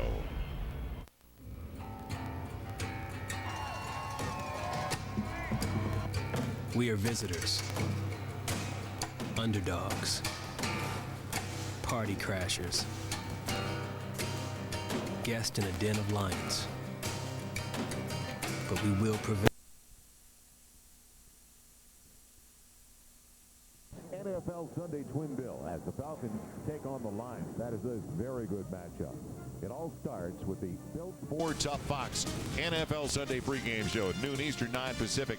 Check your local listings because you see the lineup. There's a lot of good ones tomorrow. So check for the games in your area. Lions coming off their first loss of the season to the 49ers last week. They try to rebound at Ford Field. The Redskins making a quarterback change. John Beck in the lineup for the Redskins, replacing Rex Gross. A first down at the 22. Hansen, nice little waggle action after the play fake, and he's got some yardage in front of him. And he makes the most of the opportunity, sliding down with a gain of 9. Hey, they're just looking to sustain a drive here. You know, I mean, you can pick up good yardage on first down. You can help yourself out on second, and Hansen moving him off the bootleg right there. It's a smart play, smart, safe play. Not a lot of options to throw it off that bootleg. Such a tight end based offense. You can see just on the outside here, there's 3 of them right there trying to add extra protection.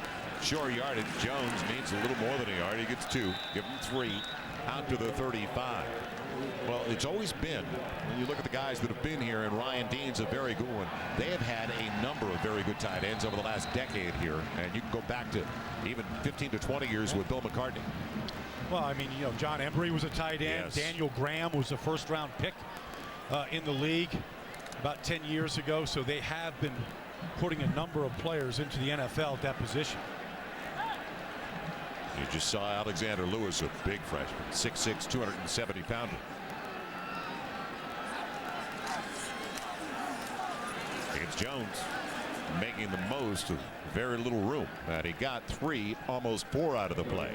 So inside of 7 minutes, no surprise that Oregon was going to score. They're 3rd highest scoring team in the nation, 49 a game. I think it shocked us all, though, that they got 29 in the first 15 minutes of play. That was the first 4 possessions, you know, of the first quarter. And I think the first one, Joel, was 96 seconds. There it is. I mean, they're the 3rd highest scoring offense in the country. And that's behind their redshirt freshman quarterback, Brian Bennett. Not their junior, Darren Thomas. It'll be Jones making a miss. Kind of slithery as he went through an arm tackle, going low across the midfield stripe out to the 49. He got low here. And at 5'7", it doesn't take a lot. No, he's built low to the ground to begin with, but he's going to duck right under Michael Clay. Makes him miss, but he keeps his head up, keeps his balance right there, and that's what you want. You know, practice running backs all practice running through the gauntlet where everybody tries to grab the ball, and you got to run through those arm tackles, and that was a good demonstration. He was the high school player of the year in New Jersey 2 years ago. Now, Hansen again looking for a block from Ryan Dean, his tight end. And he's got it. And John Embry wants a flag on the far side because he went feet first. Yeah, and they both went after the head. 2 guys hit him. I think John Embry's got a real case here. Hansen a little slow getting up. That's Nick Hirschman sending the signals. He's going to get sandwiched here. Just a duck sandwich. I don't know. I mean, nobody hit him with the head. But right. There's not much to it, actually. Yeah. You slide feet first, you should be able to give yourself up and be protected. You're down 35. You're looking for you a call. want anything. Yes. It'll be Jones trying to bounce it out. Now put down by DeWitt Stuckey. Coors Light game break time as we check in once again with Kevin Frazier and Marcus Allen. Joe, last week Georgia Tech stumbled against Virginia, taking on Miami, maybe looking ahead to their Clemson game next week, but opportunity knocks for the Canes. JoJo Nicholas recovers it. It's 14-0 Miami. Georgia Tech reeling right now. Time to recover for the Yellow Jackets. But as you mentioned, an opportunity for Miami to make some noise after some tough losses for them this year. Hansen has it batted down, and a good job again by Isaac Remington. Without penetration, just read the quarterback. First and 10 line is brought to you by Russell Athletic. So both sides of the line doing a lot of things well for Oregon right now. Well, this is a good drive by Colorado, and they're playing keep away here. They're milking the clock a little bit as they try to sustain a drive to really take that bagel off the scoreboard, replace it with some points. Started back at their own 22. It'll be Jones again, cutting it back inside. We talked about the speed of the defense and the recovery. Showed it right there as Deion Jordan got over there. Also Michael Clay. But boy, Jordan move at 6'7". Yeah, you know, they blitz on the play right there. They don't get through, but you're going to see Clay coming in and cleaning up.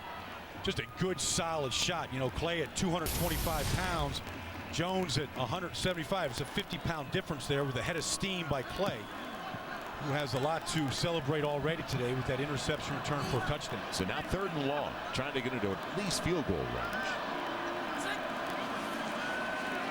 Moving the pocket by design, and it should be a flag as they were holding the wide receiver on that side, Logan Gray. He was hooked by the defensive back, Terrence Mitchell.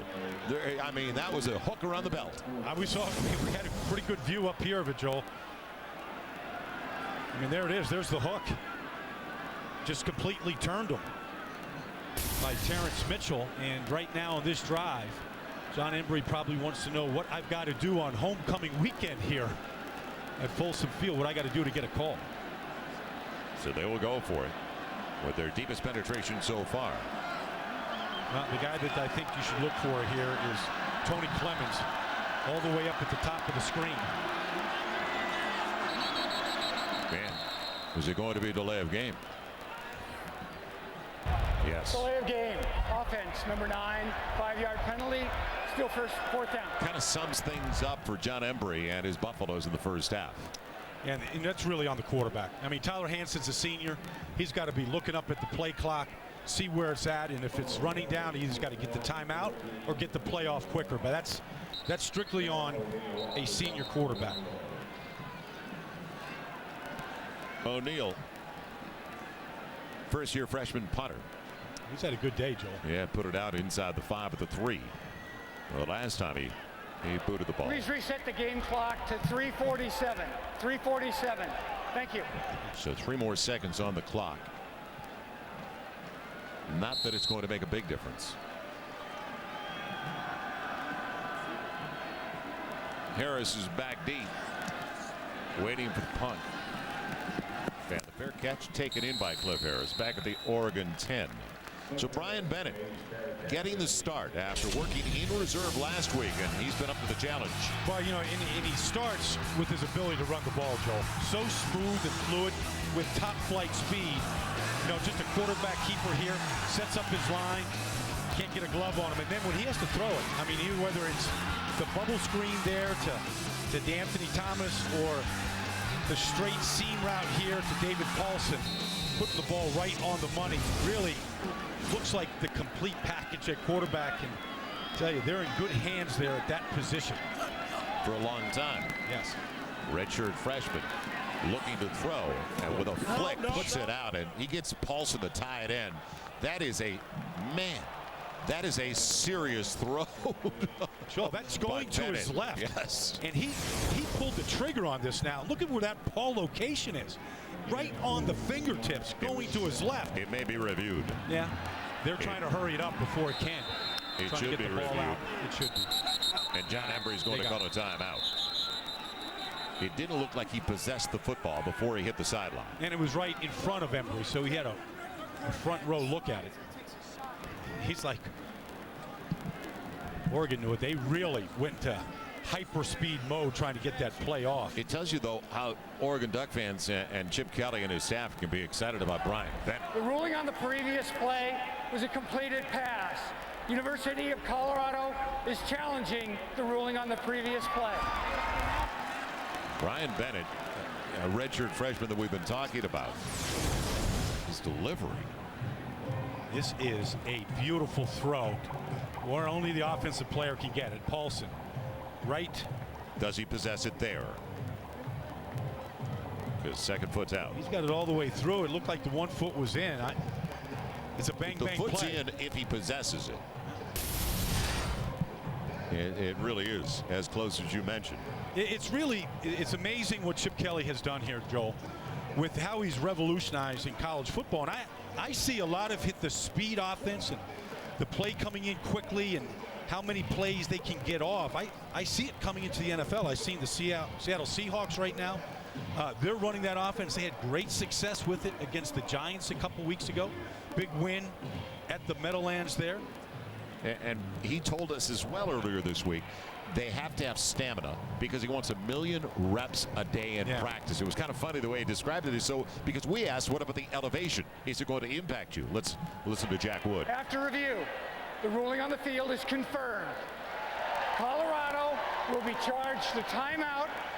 They have lost the challenge, and they have lost the opportunity to challenge further in this game. It kind of figures the way things have gone for the Buffaloes. Not a day that John Embry wants to remember, but take nothing away here from Brian Bennett, because look at this throw into the smallest of windows, right? We talk about windows and to get it there, where you can throw the ball that quickly. and it's a laser shot now. I mean, we saw him warm up before the game, and we were both impressed by how easy his motion is and how the ball spins coming out of his hand.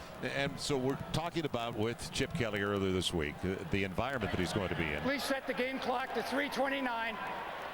The clock will start on the snap. Elevation of better than 5,300 feet. And he said, you know, playing hard overcomes a lot of things. As long as you play hard, you'll overcome whether it's an assignment breakdown, an alignment mistake. Now, Bennett scrambling out of the pocket. He beats the guy on the edge. So there goes Bennett for another first down and spins it. He went out of bounds at the 40. So it's another first down. And the altitude doesn't look like it's bothering Brian Bennett, does it? I mean, he's just the fastest guy in the field, outrunning the flank of Josh Hardigan on that play. So it's a first down at the 40. Cushion on the outside and an easy catch for Justin Hoffman. And altitude is a factor here up in Boulder, over 5,000 feet, and of course in Arizona, Tucson there, 2,300. Eugene, where we'll be next week, Joel. Yes. You'll be able to catch your breath. Looking forward to it. What a beautiful place. About a 2-hour drive, not quite from the Portland airport, but it'll be a great weekend for us to be up in Eugene, Oregon. The Ducks in Washington State right here on Fox. We talked with Chip Kelly in a conference call this week, and the first thing we asked about was the injuries to LaMichael and Darren. He said, I'm not talking about it. Right. Okay, well. It's his philosophy. Yeah. They're not, it's not going to impact the other guys because he's plugging the other guys in. 3rd and 3. Barner gets the first down across the midfield stripe to the 49. Well, I mentioned LaMichael James did have 1 carry early in the contest. He did? Actually, it was before the game. I was going to say. And it's his 22nd birthday. So on his way to the ballpark today, as we watched him, because we wanted to see if he was going to be able to play. What a tightrope job of the sideline by Tuane. He's. Boy, Bennett is putting on a passing display. It's out of bounds. It is. But boy, when he coils and cocks that arm, that ball comes out hot. I'm impressed. Now. Tuane trying to drag that 1 foot. Ooh, I tell you what. Oh, he did lift it. Did lift it, Joel. It looked like it came off the ground. Are you sure? 2nd and 10 to the 49. Am I sure? What we need is another delay anyway. Yes, right. 2:51 left in the half. It's a bubble coming on the outside to Will Murphy. And he takes it down to about the 42-41 yard line. So here's a young man who's celebrating his 22nd birthday, one of the better running backs in the nation. You know he wants to be out of here. And here he is walking into the ballpark today with a carry of his birthday cake. Yeah. What it was? Do we know what kind of flavor? He wouldn't get it back if he offered some this way. Yeah. They shut down on 3rd and 2 Barner. So now on 4th down. The rhythm continues for Oregon. They have only punted it once so far, and that was on their last possession. Bennett needs 2. And it's Murphy again, and he drops the football. It'll be incomplete. Man, Colorado takes over on downs. Took his eyes off it, Joel. One of the few mistakes by any offensive player for the Ducks today. John Embry probably enjoying that drop as well. Well, it's the best field position to start a drive for Colorado with 2:06 to play. So if they can get 2 or 3 first downs, get anything before they go to the locker room. And I think they have to take a deep shot as well. You see backup quarterback coming in for Tyler Hansen, Nick Hirschman there. And he got into the Washington game and did complete half of his 8 attempts. Hirschman wants the screen, and it's in and out of the hands of the man who was trying to get it, Tony Jones, who was just annihilated from behind as he tried to make the reception. Didn't take any chances, did he? Hirschman, though, he's out of Los Gatos High School, a Bay Area product, and the same high school that gave the NFL Jared Allen to the Minnesota Vikings. Okay. Lonely feeling for Tyler Hansen on homecoming, his senior year. And it's hardly on him. Yeah, no. I mean, he doesn't have a lot of help around him. He lost his leading receiver Richardson, his leading running back Stewart, and there just really wasn't a lot of help for him to get the ball to. Jones again. Maybe a couple of yards out to about the 44. So we continue with 1:50 and counting left in the first half. Joel Myers along with Brian Baldinger and Jim Knox. Good to have you with us at Folsom Field in Boulder, Colorado. Just a perfect autumn afternoon. Just about 70 degrees. You like it here in the Flatirons, Joel. We all do. It is one of the great settings in college football. The band last night marching to the Pearl Street Mall. Yeah. There's not, and I told you, it's like goosebumps. There's nothing like college football and everything that surrounds the entire weekend. Canty's the motion man on 3rd and about 7. And Hirschman's in trouble. He's collared. Man, he's collared in a big way. There'll be a flag. Yeah. He is dropped, getting him from behind.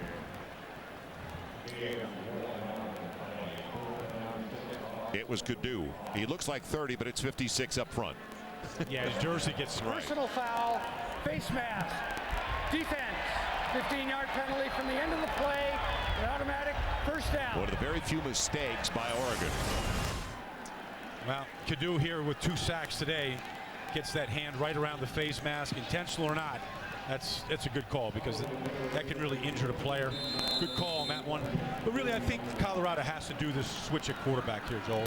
Hansen is the senior, but they need to see what they have here in Hirschman. They're recruiting a big prospect out of San Diego today. It's Jones on the outside, turning the corner for about 4. Geico halftime show coming up with Kevin Frazier and Marcus Allens. We'll check in with guys. A lot of football going on right now. They'll have all the scores from the top 25 teams. And what about the showdown in the SEC? Auburn and LSU as they'll look in on that game. LSU sitting down a couple of starters for that one today. Of course, the Ducks met LSU to kick off the football season earlier this year. LSU on the short end of that stick, but couple costly turnovers really turned that game around. Otherwise, from a speed standpoint, they can stay right with it. Hirschman, man, low and away. He was trying to get it to Tony Clemens. We asked Eric Bieniemy earlier this week about the opportunity for Hirschman and Trock, and he said if it was there, he would, because game speed's different than practice speed. I don't care what they're doing earlier in the week, and he did get Hirschman into the Washington game, so there was the opening. He talked about it with us earlier. This is not the way he wanted to get him into the game, though. No, but for Nick, he can't look at the scoreboard here. I mean, he's got to just take advantage of whatever reps he can.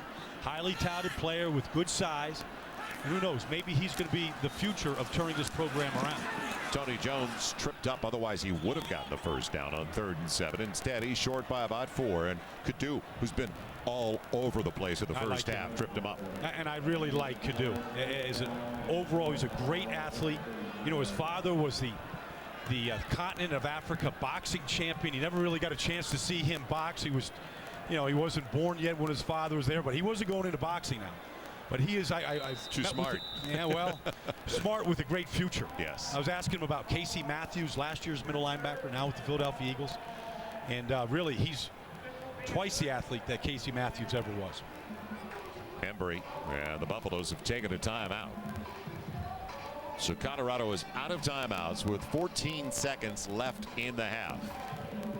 And an opportunity for us to acknowledge our Bank of the West Pac-12 Players of the Week, Defensive Player of the Week, Utah senior defensive end Derek Shelby, Coleman Peterson from Sandy, Utah, our Special Teams Player of the Week, and Stanford quarterback Andrew Luck.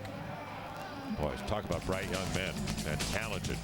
And Andrew Luck, offensively, 4 touchdowns. The Cardinals win over Washington State. Their 44-14 win over the Cougars. It was a slow start, but boy, did he finish fast.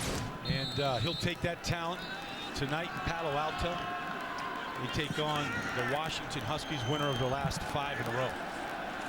Now need about 4 for the first down, and not close. And it looked like Clemens is going in, and he's thinking an out. The quarterback Hirschman, the backup.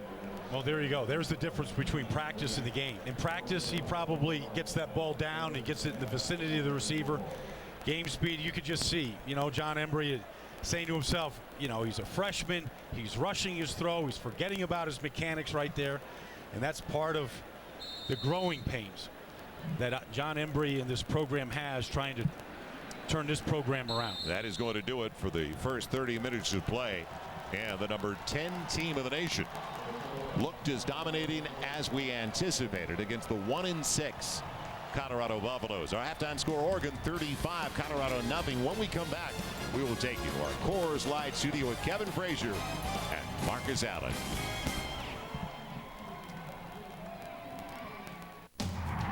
AT&T and Verizon charge you extra for going over 2 gigabytes of data. T-Mobile. Total domination. They did everything they wanted to, and especially involving the freshman out of Los Angeles, D'Anthony Thomas. D'Anthony Thomas, you know, got the ball in his hands quickly here by Brian Bennett right here on a little bubble screen, picked up a couple blocks, and just the jet screen right into the end zone. And then a beautiful touchdown throw here from Bennett to the senior tight end Paulson, right on the fingertips. Look at that. Beautiful right there. You know, and then the defense contributed as well in this first half dominance. Michael Clay, the junior linebacker, right in the passing lane, picked up a little convoy here, scoring a defensive touchdown for Oregon. So it's really, it's all areas contributing here this afternoon. And the most meaningless number is at the bottom of your screen. Time of possession, 20-10 basically for Colorado. Did them a lot of good, didn't it? And the penalties will also. They're the most penalized team in the Pac-12, and it continued. 9 for 81. Goodson and Creer wait for the opening kick of the second half, and it's going to be D.D. Goodson from the 2. So we are underway, and Goodson going down, losing the football on his way, and the scramble. Let's see if Colorado's Tyler McCulloch came up with the football. He did. Well, and he thought that there'd be a letdown by Oregon. That got settled right away on this opening kickoff of the third quarter. These guys came down here and put a hit right there on Goodson. Ooh. And Goodson, the knee was, it looked like the knee was down first anyway. Down as well, yeah. Yeah, the right knee was down, Joel, so it was after the fact. But it doesn't take anything away from that coverage unit of Oregon. Nick Hirschman is going to start the second half at quarterback. We saw him in the last series of the first half as Tony Jones is belted right at the original line of scrimmage. And as you look at the drive chart for Colorado, well, 2 out of the first 3, they did not pick up a first down. They didn't get back-to-back first downs until their 4th series of the game. That's how good it was for Oregon, how easy it was in the early going for the Ducks. That's why Tyler Hansen isn't in there right now. Wasn't really able to generate offense and sustain offense, and so now we're seeing the freshman here, Nick Hirschman. Hirschman trying to waggle out. Hit as he throws it. And Canty can't come down. He's out of bounds. Keenan Canty. Nice grab, but well out of bounds as he brought it in. He was under a lot of pressure, but great hands. Great hands on the outside. Ooh, just by half a foot was he out of bounds. Great effort on the outside. So it's going to be 3rd and long. They're doing what they can here, Joel, for Hirschman. I mean, at the time they had max protection, kept the tight ends in, bootleg to that side. And there was still pressure. Still pressure. Tight end this time's in the slot on the wide side of the field. Devon Thornton. Now, better pocket protection. Hirschman. Dump off for Jones. And he won't get there. Once again, they rallied to the football. Out to the 31, and that'll bring up a 4th down. Well, Tony Jones made the most of his opportunities on the ground, and that's why it was 20-10 basically in time of possession. Mainkey led the way with stops, but there weren't enough for the Buffaloes. I mean, it's a good afternoon of work for Tony Jones, you know, who's in for Rodney Stewart, who just had the disappointing injury last week in their loss, and so Jones getting a great opportunity to really get a lot of playing time. O'Neal punts it over to the near side. Good hang time. Looking at Deshaun Harris now into the shade, and he's hit. Well, he was hit. It's going to take a roll on the other side of the 50. But down there was Derek Webb, who hit Cliff Harris. Of course, and another penalty. And once they throw that fair catch signal up, all hits are off, and that's what Derek Webb does. I mean, there's the fair catch by Harris. And then Webb's got to be able to see that. He's got to be looking at the arm that's waving on that play. Well, you know, he was shoved a little bit, and he was directed to a certain extent in that manner. You saw him point. Interference with the opportunity to catch the kick. Number 1 of the kicking team. That penalty will be declined. The offense will take the ball at the dead ball spot. 1st down. So I think he was blocked in the back into Harris on that play. So you got a little case there. Turned out to be. I mean, it's just been that kind of day for John Embry and his group. That was a 17-yard punt after it took that roll back the other way. So here we go. Oregon's first possession of the second half with Barner in the backfield, along with Bennett, who hits DeAnthony Thomas out of the wing. And a good job outside to make sure he did not get away. So pushing him out of bounds, D.D. Goodson, the reserve defensive back. And, well, Oregon to start the game 4 for 4. Not too shabby. Look at the yardage, though. 80 and 87 and 80. One of them, the 87 yards, mostly by Barner on the run around the right side. So that was all in the first quarter, those 4 touchdowns. It was an 84-yard run that you're talking about on the 3rd possession of the game. Now it comes out to Huff. And he is put down in a hurry. So good job on the outside. And the first half leaders for the Oregon Ducks. Barner, 84, as you mentioned, came on that one carry. 84 to 105. Kadu was all over the field, sideline to sideline. So it's not surprising that he was in on 13 stops. And 2 of those tackles were sacks. Barner now, big hole up the middle. And he took a pop from Webb, but he still gets the first down inside the 35 to the 33. Every time.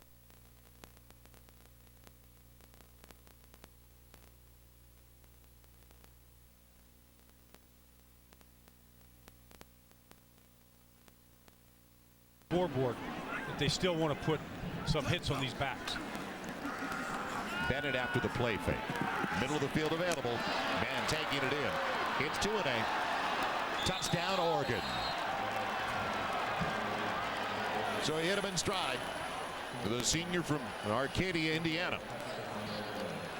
He could have taken the short route. That was open, but he waited for 2-8 to clear, coming left to right across the field. Look at this throw. He already hit Paulson on a throw just like that in the first quarter for a touchdown. 3rd touchdown pass of the day for Bennett. And he landed. They're going to review it. But he landed on Henderson. Yeah. So it doesn't appear that any part of his body was down on the ground. Exactly right, Joe. Well, ooh, no. Tailgate. Yep. Tailgate. Backfield emotion. Yeah, I think. Got to come back. Yeah, and it is. Should be down at about the 2. So they'll review it. 3 minutes gone by in the third. 2-8 coming over last year, a transfer from Golden West College. His father, Van, longtime NFL player, and there's the backside hitting the ground before the ball crossed the goal line. So this should come back probably somewhere around the 1 yard line. But you can see 2-8 coming across the formation of a stack route, just waiting to clear. And Colorado just struggles with speed. Henderson, the freshman, trying to chase him. And Henderson, let's face it, Joel, he's the veteran back there with 8 total starts. And he's 18 years old. Yeah. He's a first-year freshman from Norco, California. Chip Kelly keeping the foot on the accelerator. Getting reps for the backup quarterback. A lot of time for Brian Bennett in this game. Well, we'll look at their schedule down the road a little bit later today, but the one game that stands out is the Stanford game, November 12th. But first, Stanford has to deal with Washington later today. No question. That is a great game. It's going to be a good one. Real good one. I think it's going to be the best test that Stanford has had to date. Washington really coming on, winners of 5 straight, losing that first one in Nebraska. I think they're a much better team than that game. After review, there is a change in the ruling of the field. The runner was down prior to breaking the plane of the goal line. The ball will be placed at the 1 yard line. First down, offense. Well, 2-A is going to be down here before he gets the ball across the line of scrimmage, and there's the right cheek before that ball's up in the air before it crosses the stripe. So it was a good review and the correct review. In the backfield is the single. It is going to be another freshman, Trey Carson. So it's an all-freshman backfield. And torpedoing the play. Carson will not get in, maybe lost a half a yard. And that was exceptional timing. Coming up was Kyle Washington, another first-year freshman, Pasadena, California. And that's what you like to see. You know, making Oregon really fight and earn every yard. It'll be Carson, untouched. So, Trey Carson. And the point after should make it 42-0 Oregon. They're going to cut right off the right guard. The captain today, Asper. Nice job. I mean, can't give these backs too many cracks from a yard away. They're just too talented. Carson, also a freshman. And a big freshman, 227 pounds. Maldonado. 42-0 Oregon, but it was all set up by 2-A. And the pattern over the middle, taken down to the 1 yard line before he was put down by Henderson. So the Ducks on their first series of the second half do it again. Rubbish, junk, useless, embarrassing, pointless, whatever. Sometimes I think you guys are crazy. If it doesn't work, what's the point? Now this is the complete opposite of rubbish. This is something I could get behind. Absolutely fantastic. Hey, trust me, you don't want that rubbish. The Extra Factor app. Call *XF to download it now for the complete X Factor experience. Verizon. Establish connection. Give me voice control. Applications up. Check my email and text messages. Hands in position.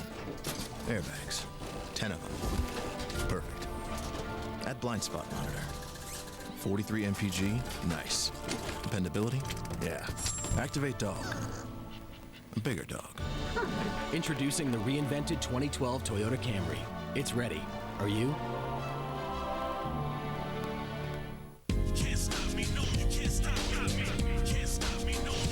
You want to save money on car insurance?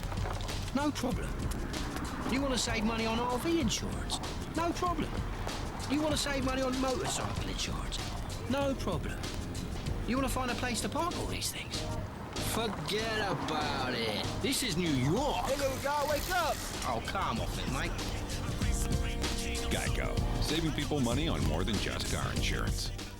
12th College Football Saturday brought to you by Geico. 15 minutes could save you 15% or more on car insurance. And by Dr. Pepper, giving away over $1 million in tuition. Go to drpepper.com for all the details. It is a 42-point lead for the Oregon Ducks, pitching a shutout. So the Ducks on the road. First time they have been in Boulder since 1987. First matchup of the Buffaloes since the Fiesta Bowl in 2002. But a game they also won. And now Maldonado kicking it away. Once again over to the near side. Goodson will take it at his own 4. Yeah, nice lane over to the right side, but the overall team speed of Oregon as they get to him at the 23. Jim Knox, what's going on? All right, Joel, talking to Chip Kelly at halftime, and he said, believe it or not, he's happy, of course, with the way the outcome of the game is going, but believe it or not too happy with the penalties. Like to clean up a few mistakes. Sean Embry on the Colorado sideline says, hey, you know, we just challenge our team to play hard at halftime. And what is this in the stands? You guys got to see this one. This guy right here, Baldy, if you're looking for some hair gel, there we go for you, big guy. There we go. All right, thanks, Jim. Noxie. Keep us informed down there like that. From the 23. Hirschman. Yeah, there's contact. Canty was held up. Yeah, double move. He was working. On the corner over on that side, Mathis. Now here he is. So double move right there, gets him to bite, and all Mathis can do is just reach out and grab him to slow him down from going by. Pretty easy call to make on the outside. Pass interference, defense, number 3. 15-yard penalty from the previous spot, an automatic first down. So an opportunity now for a lot of the 2s and the 3s, and I'm not talking about numbers on their backs, but second unit guys, third unit guys. And when we talked about practice at Oregon with the coaching staff, their backups get more reps than normal situations. It's almost 60-40. That's one of the reasons why they built the program into what it is right now, where backups can step up and play. Too tall for McCulloch, who's 6'5". So Hirschman overshooting a fairly large target. Yeah, you know, I mean, look, Nick is getting an opportunity to play right here, and part of playing is playing with poise and being able to settle down, and you know, learning from Tyler Hansen, the senior right there in the picture, and just letting the game slow down for him. I mean, right now it's just too fast and too rushed, and I'm sure he's trying to make every play right now rather than just playing like he does in practice. Give it off to Creer. And a good job after there was penetration to the backfield, and he's taking.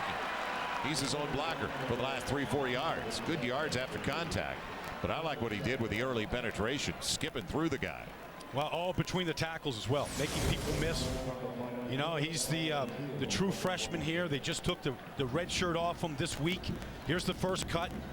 Okay, another quick cut in the hole, and then you see some power from him. He's their biggest back at 205 pounds. And so carrying a few of the Ducks on his back. It'll be a third a yard. It's the fullback. Van Harrington's got the first down. So they move the chains. And that's really what, you know, Hirschman wants to do here, Joel. I mean, I know the game is out of reach and all that, but they need to sustain a drive, put a drive together, build on something here. You got a freshman quarterback, a freshman running back. I mean, you hope that the sting in their mouth lasts a long time, and these freshmen one day are the foundation to a program that's turned around. It'll be Creer. And again, yeah, he doesn't go down easy. Yeah, first guy does that's not good. get Creer. Good sign. He gets about 3. At the 46, he is finally dropped. But Creer, good size, 5'11", a little over 200 pounds. First and 10 line is brought to you by Russell Athletic. Fullback back into the game now for Hirschman and the Buffaloes. But as you said, just find something you can build on, you can carry over, whether it's this series or the next game.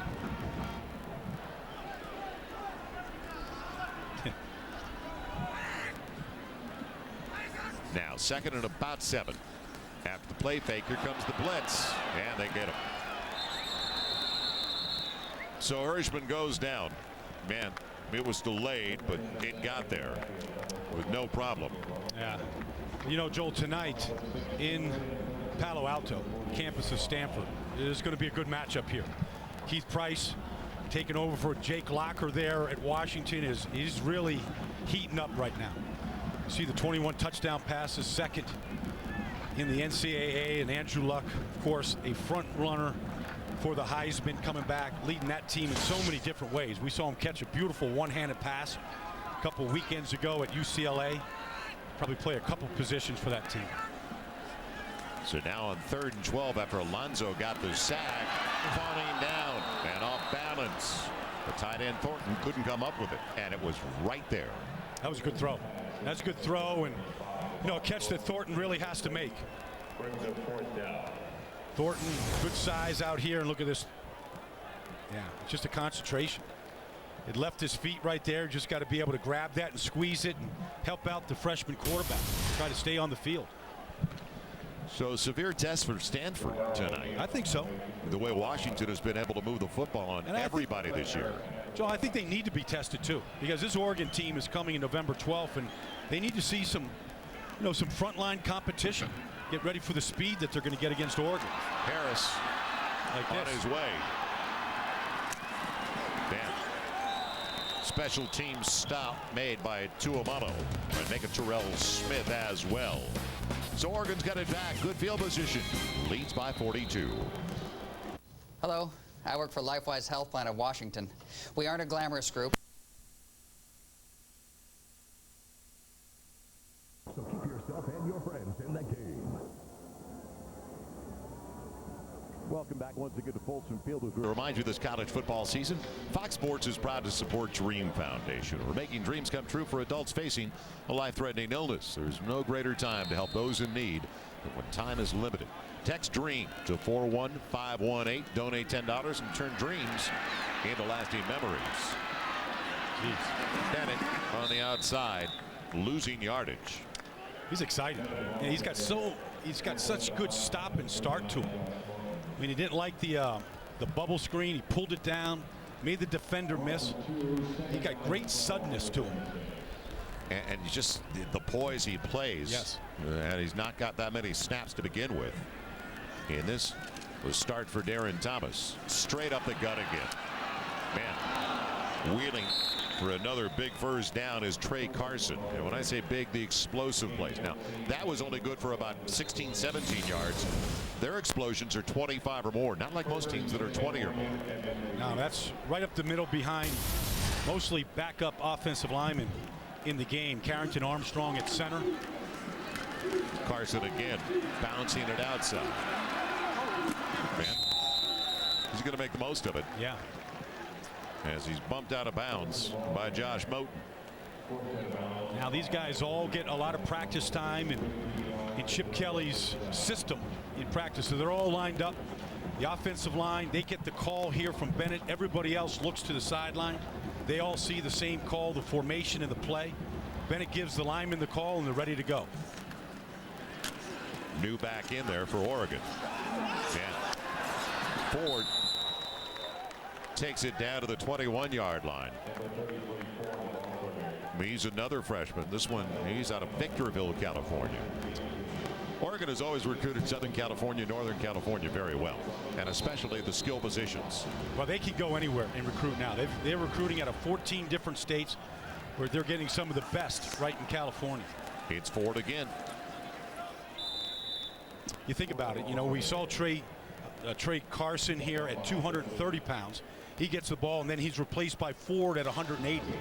So you got a big, powerful back replaced by a guy that's got great quickness, not as much size, and so they really have a full complement at the tailback position. Yeah, similar size to DeAnthony Thomas. This time, he's dropped immediately. Man, it was Conrad Obi with a nose tackle for the Buffaloes. Senior, him and Hardigan on that tackle, and Hardigan playing. So many of these Buffaloes are playing injured. We mentioned all the players that aren't playing, but so many of these guys that are out there, like Josh Hardigan, playing with a bad shoulder, didn't start today, but their best pass rusher. He's played inside, outside linebacker. He's played defensive end. So many different positions here in the coaching switch that happened during this year. Bennett looks at a 3rd and long, and the Ducks have not been in this position often today. And deflected and tipped away at the last second. Man, a solid job over on that side for Colorado to Umano. Umano, the safety here, comes down in the box. Bennett trying to get this ball out quick, and Umano gets, at 6'2", gets a big paw on it. Of course, it's another freshman paying for the Buffaloes. So Maldonado with his first field goal attempt of the game. It'll be a 36-yard try. They don't have to settle for field goals often. He is just, as you can see, 2 for 3 on the year. On its way, and does he draw it? Yes, he does. It's good. From 36 yards out for Alejandro Maldonado. And the Ducks add to their advantage as they're up by 48.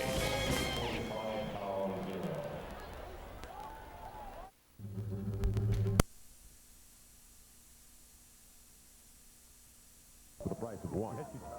From 36 yards down, Maldonado got it. It'll be Creer and Goodson back deep, waiting for Maldonado's kick. And that was, believe it or not, the longest scoring drive of the game for Oregon. It took 2 minutes and 13 seconds. And it's going to be Goodson from the goal line. Good coverage. He doesn't make it back to the 20, only to the 15. Time now for Coors Light Game Break with Kevin Frazier and Marcus Allen. What's the latest? We check in again with LSU rolling in this game. Meanwhile, how about Case Keenum? He is now your NCAA leader in career total offense with 17,056 yards. Amazing. Thanks, guys. And when you think about the opportunities as LSU, as you mentioned, picking up the pace in that game as Jones was put down right to the line of scrimmage. Go back to the early portion of the season.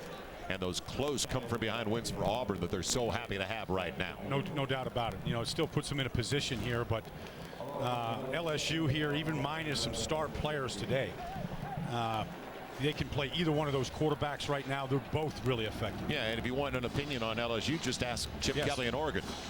Because I really enjoyed watching that game. A couple of turnovers. DeAnthony Thomas turned the ball over a couple of times, really put him in bad field position. When you take those turnovers away, Oregon went toe-to-toe with LSU.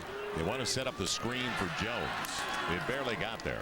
He gets 6 out of it, though, up to the 21-yard line. Nothing has come easy for Colorado. And our freecreditscore.com. And the opportunities and the scoring drives for the Oregon Ducks today. And I talked about the longest possession resulted in a field goal, at least scoring drive-wise. Yeah. I mean, they're just a quick strike offense. And with the speed that they put on the field, combined with the speed offense, combined with spreading the field the way that they do, they put you in such a bind. You make a mistake, you have a bad fit, you miss a tackle. A guy like Barner can go 84 yards on it. Caught a 3rd and 5, almost 6, and available. It's complete for Logan Gray. Big play finally for the Buffaloes. Across the 40 and a first down on 3rd and 5 to the 43.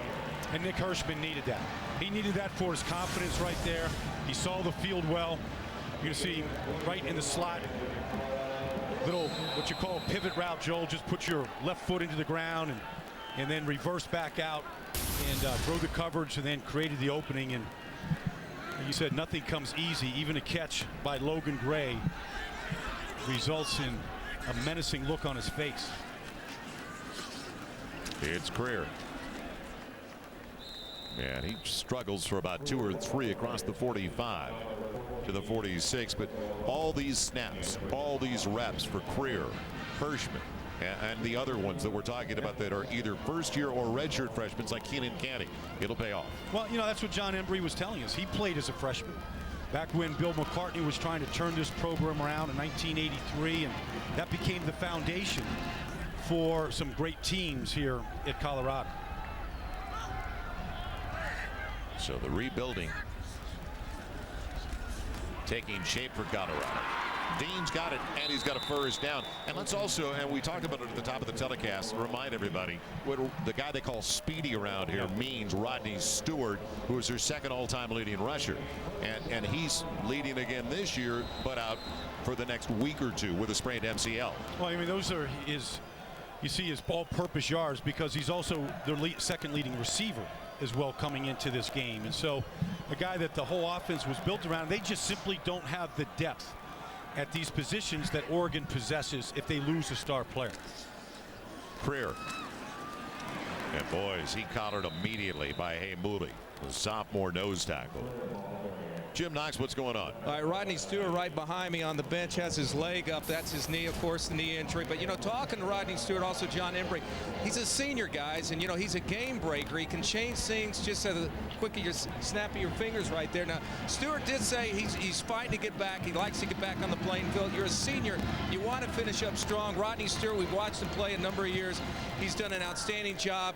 He's like a little Michael James. All right, Jim. 2nd and 9 now for the Buffaloes. Here comes the heat on Hirschman. Man, boy, do they pay on the catch by Alex Wood, a reserve tight end. But we were mentioning Rodney Stewart. And also, as you look at these numbers, remember, Oregon excels overall team speed, both offensively and defensively, in particular matching up with Stewart. They don't have enough speed offensively without Stewart. No. And, you know, look, you could throw the ball. You want to blitz. You can run him out on swing routes, and he can beat you. He can make you pay if you make a mistake. And, look, it's been a great career. It's not finishing the way that he wants, but he was a guy that gave it everything he had every week. He was one of those guys you could really depend upon. And as many screens as we've seen them run tonight, and going to Tony Jones with it to try to offset some of the penetration by Oregon, well, that would have been Rodney Stewart on the screen, and as effective as he has been, it would have worked with the over pursuit. Now, our Toyota playbook, and going back to the earliest point of the game, the first scoring drive and the 2-point conversion. Well, look at this formation here, Joel, and you take a look. Jackson Rice, the holder, is going to be in a position where he's just going to take the snap, and here he is right there taking the snap. Normally the holder. So it looks like it's the normal field goal team out there, the extra point team on the field. They split it out. It's one of those things. Jackson Rice gets the 2-point conversion, but any team getting ready for Oregon has got to go prepare for that play. And that's one of the reasons why you do it, Joel. Give the opposition more things to worry about and think about in preparation for the Ducks. And I like the way he faked the option to Maldonado. Sure, Maldonado wants the football. Hirschman, 4 for 4 in the drive, and boy, took a shot. So the blitz comes through again, and untouched basically on a slight delay on that blitz is DeWitt Stuckey. Well, Stuckey's the senior, and you're right. It is a delayed blitz right here. You see Colorado sets their protection, and now look, you got Creer, the freshman running back. He can take one, but he can't take both of them. Both coming through the A gap. And it's hard for any quarterback when he can't step up and step into his throws. O'Neal to punt. He's been the busiest Buffalo. Harris over the shoulder for some reason is going to take it, and wow, they got points. What a mistake. Points on the board by way of safety. So a real breakdown for an experienced return man, Cliff Harris. That's a surprise. It is, because in big games down the road, they cannot afford to make that kind of a mistake. But give Colorado credit right here. They never stop hustling. I don't know what Harris was thinking about. I think his momentum, he carried himself into the end zone. He thought, I got to get out of the end zone. I can't just take a knee there. A great hustle by Colorado, and being able to get some points on the board is a great thing. Harris, big play last week in the comeback win against Arizona State. The interception in the second half turned that game around. Credit Terrell Smith, the defensive back, with a great play. Yeah. We take a moment to recognize our Lot Impact Player of the Week. The only collegiate award where character counts and is awarded to a defensive player that best exemplifies integrity, maturity, performance, academic, community, and tenacity. And last week's winner, Ohio State's John Simon, 6'2" junior defensive lineman from Youngstown, Ohio. 4 tackles for a loss, 2 sacks for the Buckeyes. Win over previously unbeaten Illinois. Illinois, though, when I looked at their score in the second half today, down again today. Were they? And did they lose? I believe they did. Yep. Second consecutive setback for the Fighting Illini, previously in the top 25. Well, with an undefeated record, but 2 losses will probably knock them out. But you see Colorado with the 2 points up there. That's a whole lot better than a shutout. And give the special teams credit for the hustle. And really, Cliff Harris has to learn from that mistake as well for Oregon. So a score you see on the board all the time. 45-2 now. Minute 32 to play in the third.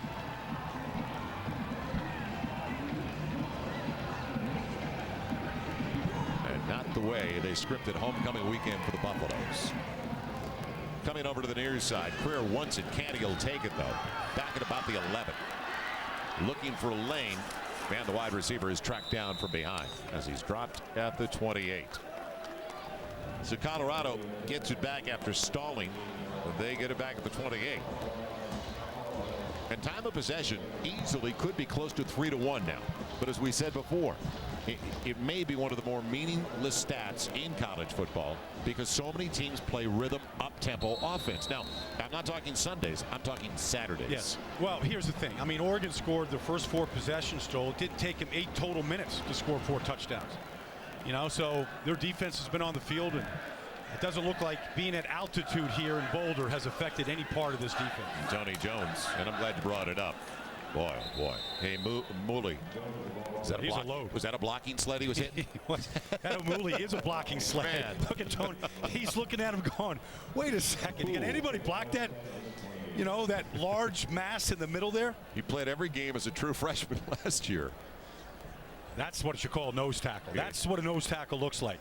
He's a 2-gapper. He can be in the A gap, the B gap, both A gaps.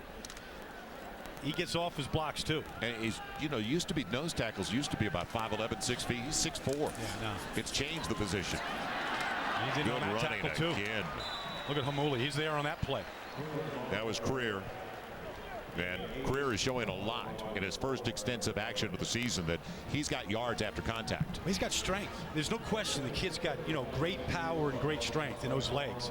You've seen him break a lot of tackles and carry a lot of guys on those legs. Just needs, you know, like all these freshmen, he just needs to get experience, see the speed of the game because it's different to practice, and then, you know, play to his talent level. Final 15 seconds on 3rd and 1 of the 3rd. And Greer won't get there. No. Outstanding penetration by Isaac Remington. Mooley finished up, but Remington was the first one in there. And that'll do it, as the Buffaloes are going to look at a 4th and about 2 when we come back to start the 4th. So Oregon lost their shutout in a strange situation, but still dominating, doing whatever they want on the road, looking for their 16th consecutive conference win, and they're 15 minutes away. You're watching Pac-12 College Football Saturday, presented by KFC. Is it really necessary to brew Coors Light down as low as 34 degrees? Does it really matter if every beer is filtered cold, aged cold, and packaged cold? Do the mountains really need to turn blue when your beer's as cold as the Rockies? Is Rocky Mountain Cold Refreshment really that important? You be the judge. Frost brewed Coors Light, the world's most refreshing beer. AT&T and Verizon charge you extra for going over 2 gigabytes of data. T-Mobile slows down your data speed. With Sprint, you don't get charged extra and you don't slow down. And you get unlimited data, text, and calling to any mobile for only $79.99. The best unlimited plan wins.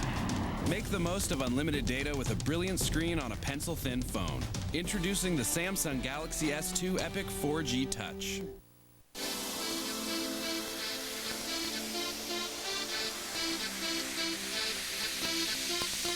Now it's time for a one-of-a-kind part. Let's have a real good time. Let's have a real good time. Let's have a real good time. Let's have a real good time.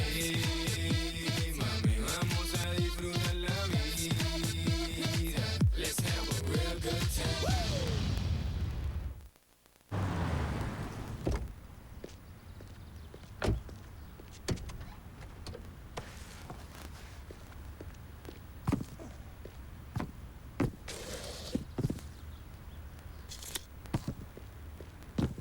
Some people love their cars almost as much as they love their team. How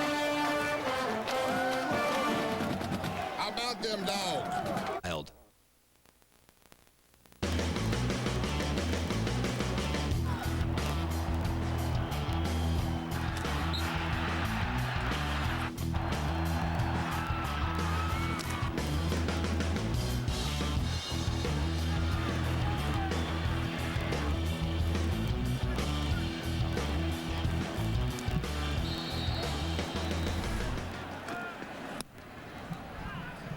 first snap of the fourth is a punt, as Chad Delaney called for the fair catch and then forgot.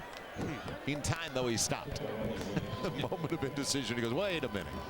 So Oregon gets it back as we welcome you back to Folsom Field in Boulder. Final 15 minutes. Joel Myers, along with Brian Baldinger and Jim Knox. A beleaguered day for John Embry, as he's been frustrated since the very beginning of this game. New quarterback coming in, as Brian Bennett started for the injured Darren Thomas. It's going to be Dustin Haynes taking over, not Marcus Mariota. And they put down the running back very quickly as they drop Trey Carson. Woodson Greer in on the stop and in on the penetration. That's one of the few times it's been negative yardage. Well, that's Carson. Got a touchdown on the day. Dustin Haynes right from Eugene, right in his backyard here, getting an opportunity to engineer this offense, and there goes York. Nobody at home. Yeah. Carson in the secondary. Well, once they get past the first level, there's a lot of space. Well, that's been the big the whole chunks. day. Yeah, big chunks right up the middle. Okay, Carrington is the center, and there goes Carson, just looking for more daylight. It's almost like you wonder, where are the linebackers? Opening minute of the fourth, and another back has just taken over. So they're rotating. That's Ford, who's just come into the game. Multiple substitutions, and they told us there'll be 3 or 4 guys at a time coming into the contest. Well, that's the disadvantage. It's very difficult for a defense to substitute, although Colorado just got 2 players off the field and got 2 fresh bodies on. Ford stays in the backfield. He'll get it as he goes close to the 40. It'll bring up a third down at about 6, close to 7. So the clock needs to run as we look ahead, and we'll talk about it in a little bit, because Washington State is at home tonight in a big game up at the Palouse, matching up with the Beavers of Oregon State. There's some other games, and we've discussed Washington and Stanford. Oregon just shuttled in 2 new offensive linemen like they were running backs. Ford won't get the first down. And the matchup we're talking about, it's coming up later tonight on Fox. In the Palouse with the weather, a night game, Eastern Washington, and Jeff Toole back. Second full game for Jeff Toole. Yeah, he was injured for a couple weeks. Lobestall took over for him, did a pretty good job. Helped. But Toole back is much better thrower, and that offense didn't look terrible against Stanford last week. A rare opportunity for Jackson Rice to punt. Canty calling for the fair catch, and he's got it back at about the Colorado 14. It's a good punt of 46 yards. And a timeout on the field. 12.5 minutes left in the contest. Oregon, 16 straight conference wins, 8 consecutive on the road as well, as they lead 45-2.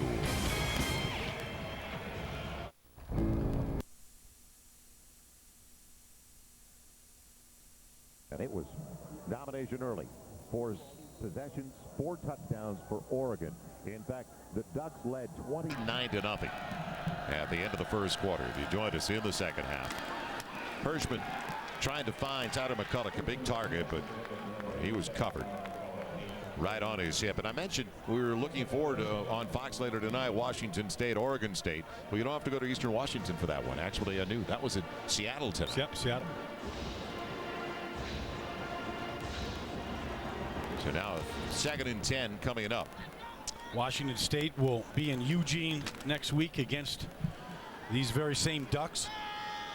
Oregon will try to keep that undefeated record in the Pac-12. Now Hirschman on the screen. Career. Well, and I mentioned it. He doesn't go down when he's hit. No.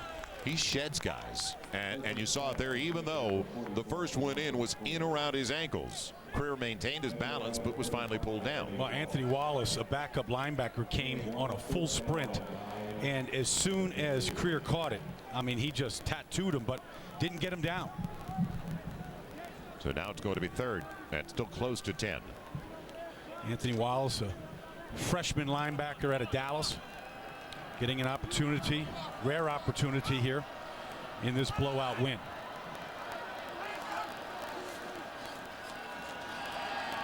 Hirschman with a ton of time and a diving grab. What a grab by Logan Gray. That's a good throw. That's a great throw by Nick Hirschman. That'll make him feel pretty good there. That ball was on a line, Joel. You can see a lot of room here by Dior Mathis, the corner. Safety's in the wrong spot. And Logan Gray with the diving reception, the best catch of the day by Buffalo. He's a graduate student. He transferred from Georgia. He's already graduated. Senior from Columbia, Missouri. Gives him a 1st and 10 at the 43.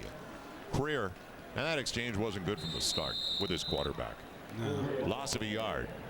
There was so much penetration on the play. And it was almost like it was slowed down when he was taking the handoff. There was contact between himself and the quarterback. And that's to be expected. You've got a freshman taking it and a redshirt freshman handing it off. Although you would think they get some reps together because they're twos, they're backups. Well, maybe. I mean, but they're probably not the scout team guys, you know, that were working against the starters. Career stays in there. Pocket and a good pocket protection going out, bobbled and dropped as Tony Clemens was available. That was led beautifully by Hirschman. That's a good throw. That's a good deep ball here. A couple good deep balls by Hirschman. Clemens here. That ball's perfectly thrown. A little separation at the end, but bobbled all the way, not clean. Had his feet in bounds, but just don't know. He's looking back into that sun, Joe. I don't know if that had any effect on him not being able to bring that ball in, but you can see he's dejected. He was the only one who could make a catch early in the game. Yeah. And now it's going to be 3rd and 11. So Colorado about to fall to 1 and 7. Hirschman on the out and in and out of the hands of Logan Gray. When he made his cut, is it me or was he a little off balance? Nah, look, I don't know, Joe. I mean, he had to come out of his break here and lay out for the ball, but I thought it was well thrown by Hirschman. Definitely that, but the receiver, after making a spectacular catch a few snaps ago. Well, this one into the shade, and yeah, that was a little bit off the fingertips there. Probably not the cleanest break. Just the outstretched fingertips. Would have been a tough catch, but one that the freshman quarterback would have loved to see made. Chad Delaney waits for a beautiful punt from O'Neal. Fair catch, and he takes it in. Back at the 5, getting the opportunity. Somebody in there for Cliff Harris in a 45-2 game in Boulder. We're good at tailgating, but to be great, well, you need a little coaching. That's why I come in. Coach.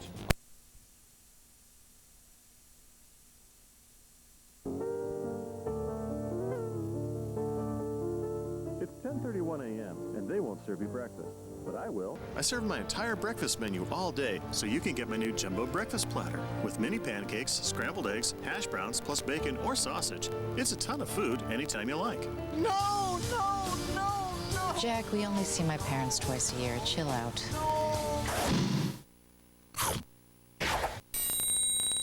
We couldn't ask for a better venue as we're at Folsom Field in Boulder. Joel Meis along with Brian Baldinger, Jim Knox, our Coors Light freeze can. Not a bad grab in the end zone. No, the senior David Paulson. Look at this little juggling catch, but great concentration. Look at that. Look at the eyes just staring at that ball. I'm not dropping this one. No, I'm going to remember this. Like the ball was just like a feather floating into his hands. It's a sign of soft hands. Great shot. Oregon gets the ball back, Brian. They're back at their own 5-yard line. They have had no problems running the football. 35 carries, 320 yards. Ford is drilled crossing the 5 at about the 6. Only a gain of a yard there, but they are 5th best in the country, averaging 315 yards a game coming in. And on our Heisman watch, Luck, Wilson, Richardson, and James missing the 2nd consecutive game, which will not help his possibilities. It's going to hurt him. You know, Tony Richardson right now probably an advantage to Alabama, undefeated. Big game with LSU coming up. Of course, Andrew Luck will get a chance tonight to improve upon his statistics. Sometime, you know, I don't think he's going to be up there with the numbers, but you have to look at the The longest win streak right now in the NCAA is Stanford. Trying to extend that tonight. All he does is win. Yeah, trying to get their 15th straight, but it's not Andrew Luck's fault that he's got the best tight ends in the country, but he doesn't have the same wide receivers that he had last year. No. Doug Baldwin is doing a great job. He's with the Seattle Seahawks right now. He's gone. So they're a running team, a tight end dependent team, and Luck does whatever he has to do to help his team win. Incomplete on the try on the 3rd and about 8 as they were trying to get it to Keenan Lowe. I think there's a lot of candidates for this Heisman this year, Joel. I mean, there's LaMichael James spending time over there with his quarterback Darren Thomas. Had his arms folded a lot today, but clearly a leader of this team. It's his birthday today. So I'm carrying the one carry, right? The one carry he had today was his birthday cake. He walked into the stadium with his white box, his birthday cake. Who doesn't like a birthday cake on his birthday? Come on. Canty backpedaling at about the 36. Looking for lane and barely tripped up. It's a good play on special teams by the defensive back, Ekpreolomu. After the 55-yard punt. But LaMichael James, and we talked about his leadership skills. This was the scene moments before kickoff, getting his teammates ready for the matchup with Colorado.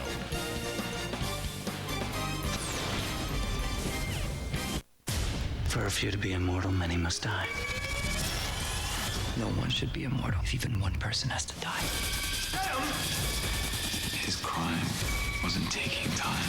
He was giving it away.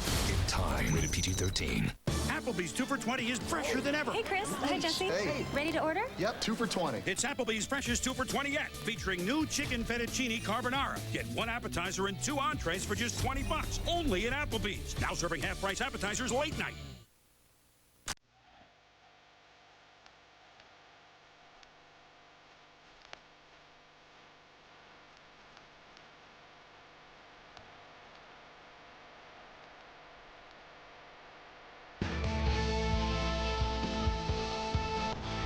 Spins to the middle.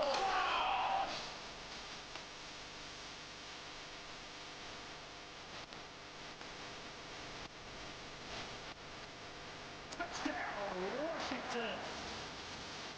Chip balls for Darlington Nagby. Oh, it's absolutely brilliant. Something going for the cross. And it comes in, it's magnificent. Don't feel great. Don't just feel great. Just feel great.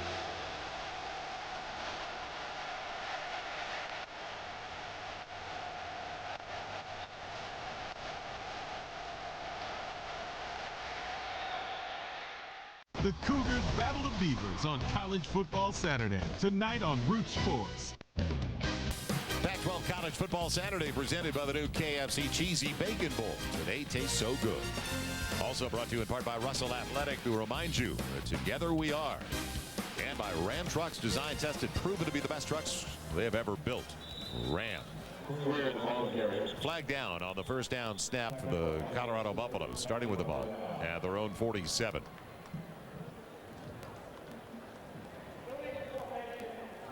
Too many men in the backfield. 5-yard penalty. Replay first down. Why are we not surprised? Their best field position to start a drive today. The 13th time they've had the ball. And you wonder, even if they had it 20 times today, would they score? That's the challenge right now. I mean, just so many young players that are playing here against an elite program right now, an established program, a program that has depth at nearly every single position.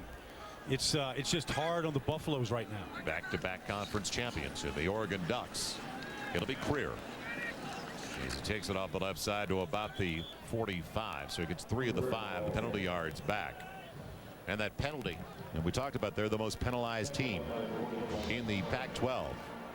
The penalty, double digits. First and 10 line brought to you by Russell Athletic. Well, it's 23 freshmen have been used for the Colorado Buffaloes as they're trying to get as many people involved. They've got 10 penalties for 86 yards, so they've slowed down since the first half. But 13 of the 23 are true freshmen. That's as many as you'll find in the country used. And John Embry is finding out a lot about his players and the foundation, what he's going to be building this program with. On the swing, Creer, a nice play. That was a lateral. And He's put down right at the original line of scrimmage after all is said and done. Of course, like game break time as we go to Kevin Frazier and Marcus Allen. What's the latest, guys? Joel, let's check in on Boise.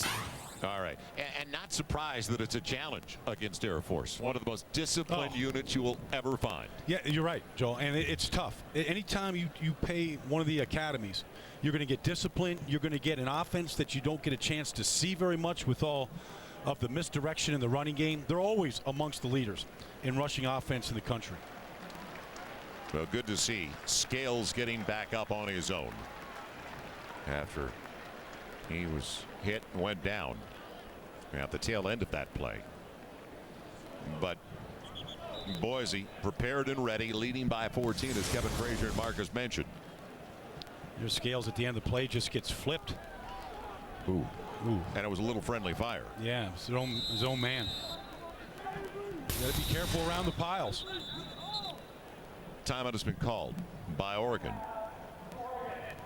Too many men on the field, so they avoid a penalty. They had 12 on the field. We'll come right back with 7:31 to play. The Ducks rolling on their first trip to Folsom Field since '87.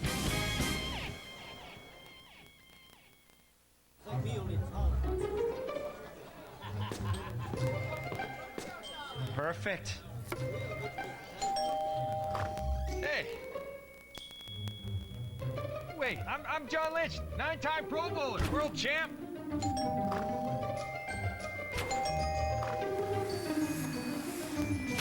What do you bring to a party that has everything? Fresh, creamy Hass avocados. Nothing else will do.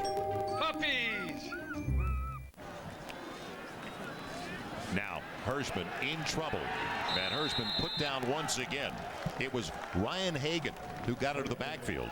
The sophomore from Brea, California. So another Southern California native playing for the Oregon Ducks. Yeah, and really, defensively before this game, Joel, Oregon really didn't have a lot of negative plays. They didn't have a lot of takeaways. They got an interception for a touchdown today from Michael Clay. A number of sacks today for Chip Kelly's defense. A defense that he says he wants to lead the country in effort. And has been effort by everybody out there today. Fifth sack of the afternoon for the Oregon Ducks. The wobbler. Delaney coming up on the run, takes it with a fair catch. At the 22-yard line. I am ready. Game 3 tonight. Are you ready? I'm ready. Boy, the pivotal game 3 coming up. Cardinals and the Rangers, as the Cardinals look for their 11th World Series title. It would be the first ever for the Rangers franchise. Legends are born in October. Game 3 of the World Series. The Cardinals and Rangers. It all starts tonight at 7:30 Eastern. Only on Fox. Boy, they've been good games. 3-2 and 2-1. Oh, man. Really entertaining. Gone all the way into the 9th inning. Bullpens have played a big part. Joe Buck and Tim McCarver bringing all the action.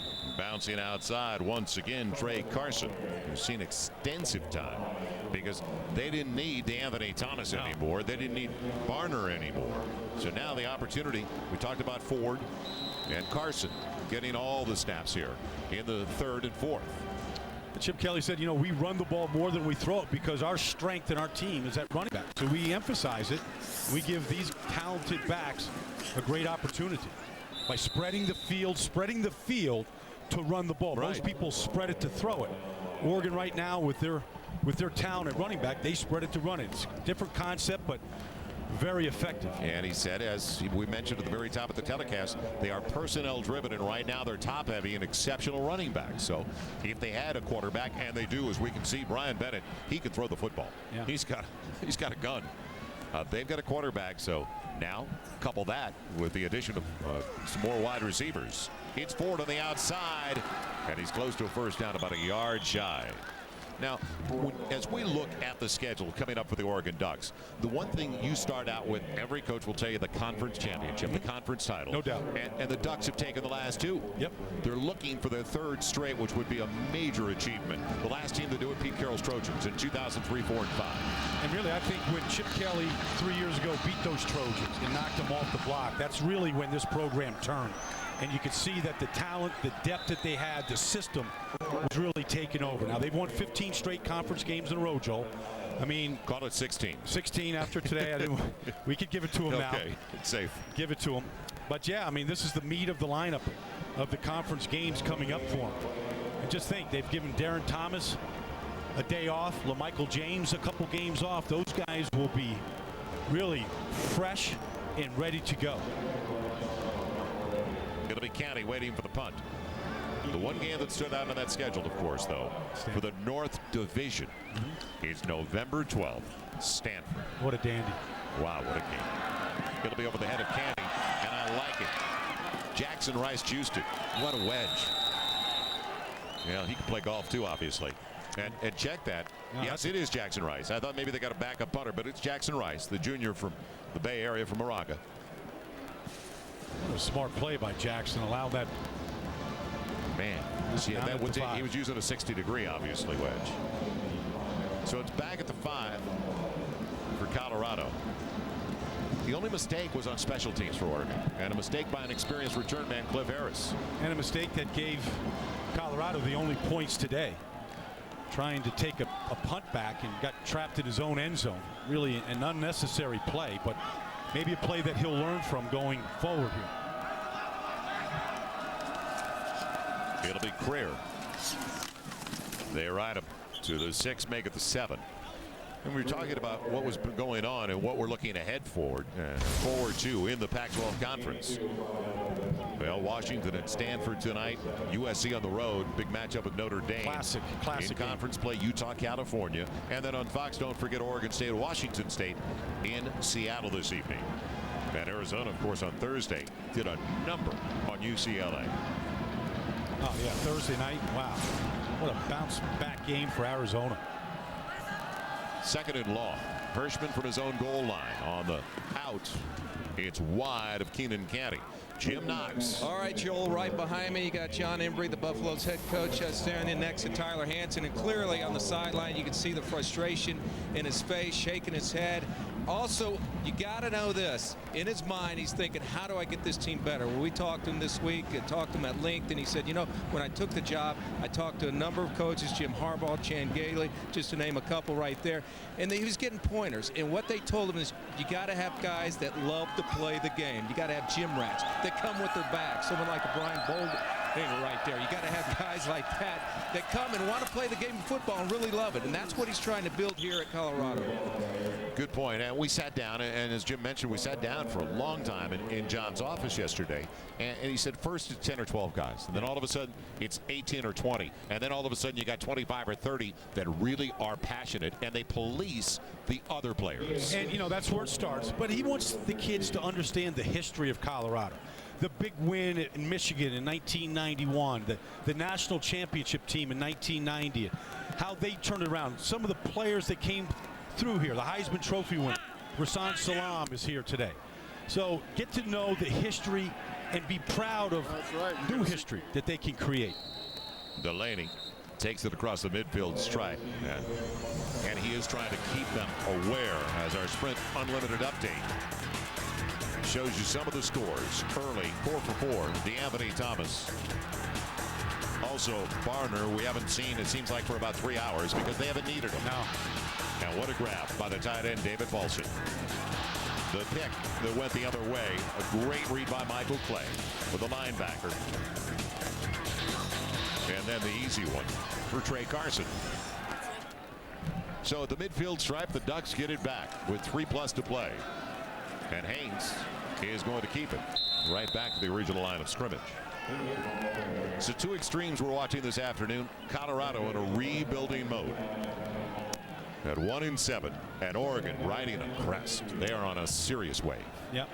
And they have recruited very well, and they've recruited speed, and that's the biggest difference between these two teams. It's the speed right here that you see from Ford.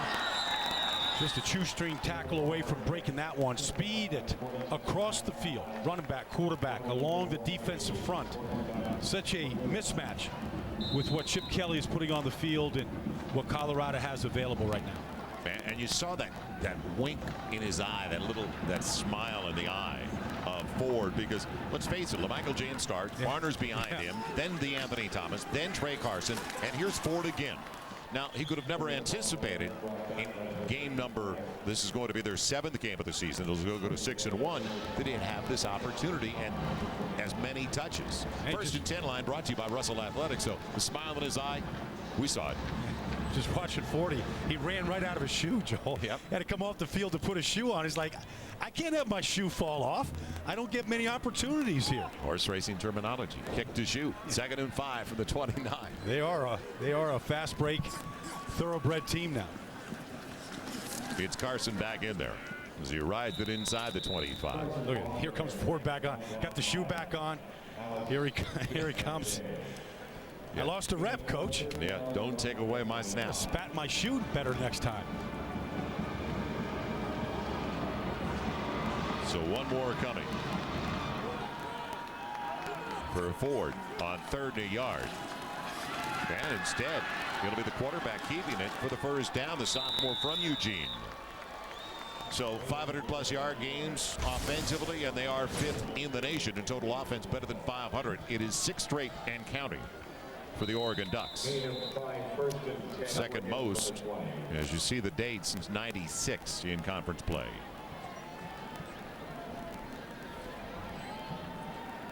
So first down, stop the clock momentarily. They'll just take a knee here. Yes, and that'll do it. A couple more snaps. Man, all those streaks are alive and well. We just saw 6 straight 500+, 16 consecutive conference wins. Very impressive. 8 straight on the road. Now, that says a lot. No, it is. It is. And, they're just professional. I mean, they're prepared, they're professional. The next guy steps up. The execution, that's the key to this offense and how fast they play. As you say, though, the next guy steps up. They are a very deep group. Well, we saw 6 running backs. I think we saw 6 running backs today. They all look good. Nice tag team match. And that will do it. So Oregon stays undefeated in the very competitive Pac-12 North. One team is going to have a loss, though, up top, because Washington is facing Stanford tonight. So those are 2 of the 3 undefeateds in the North. At the end of today, there'll be 2 left undefeated in the Pac-12.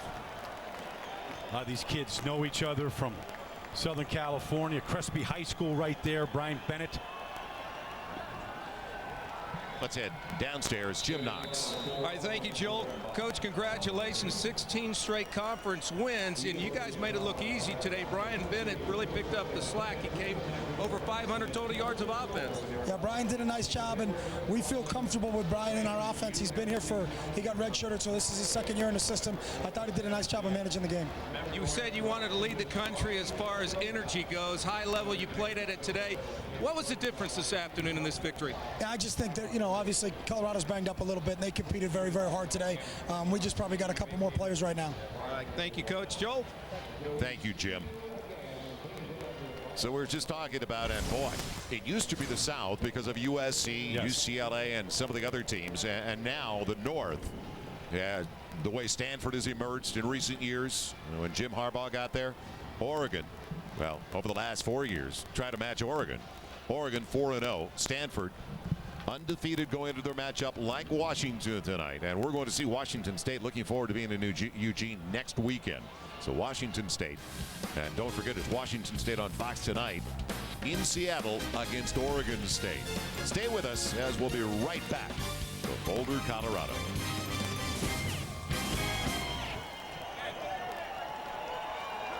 I can't believe I'm here with my fantasy football pick, Reggie Bush. I can't believe any Pizza Hut pizza is now just $10. It's like a fantasy wrapped in a fantasy, surrounded by a dream.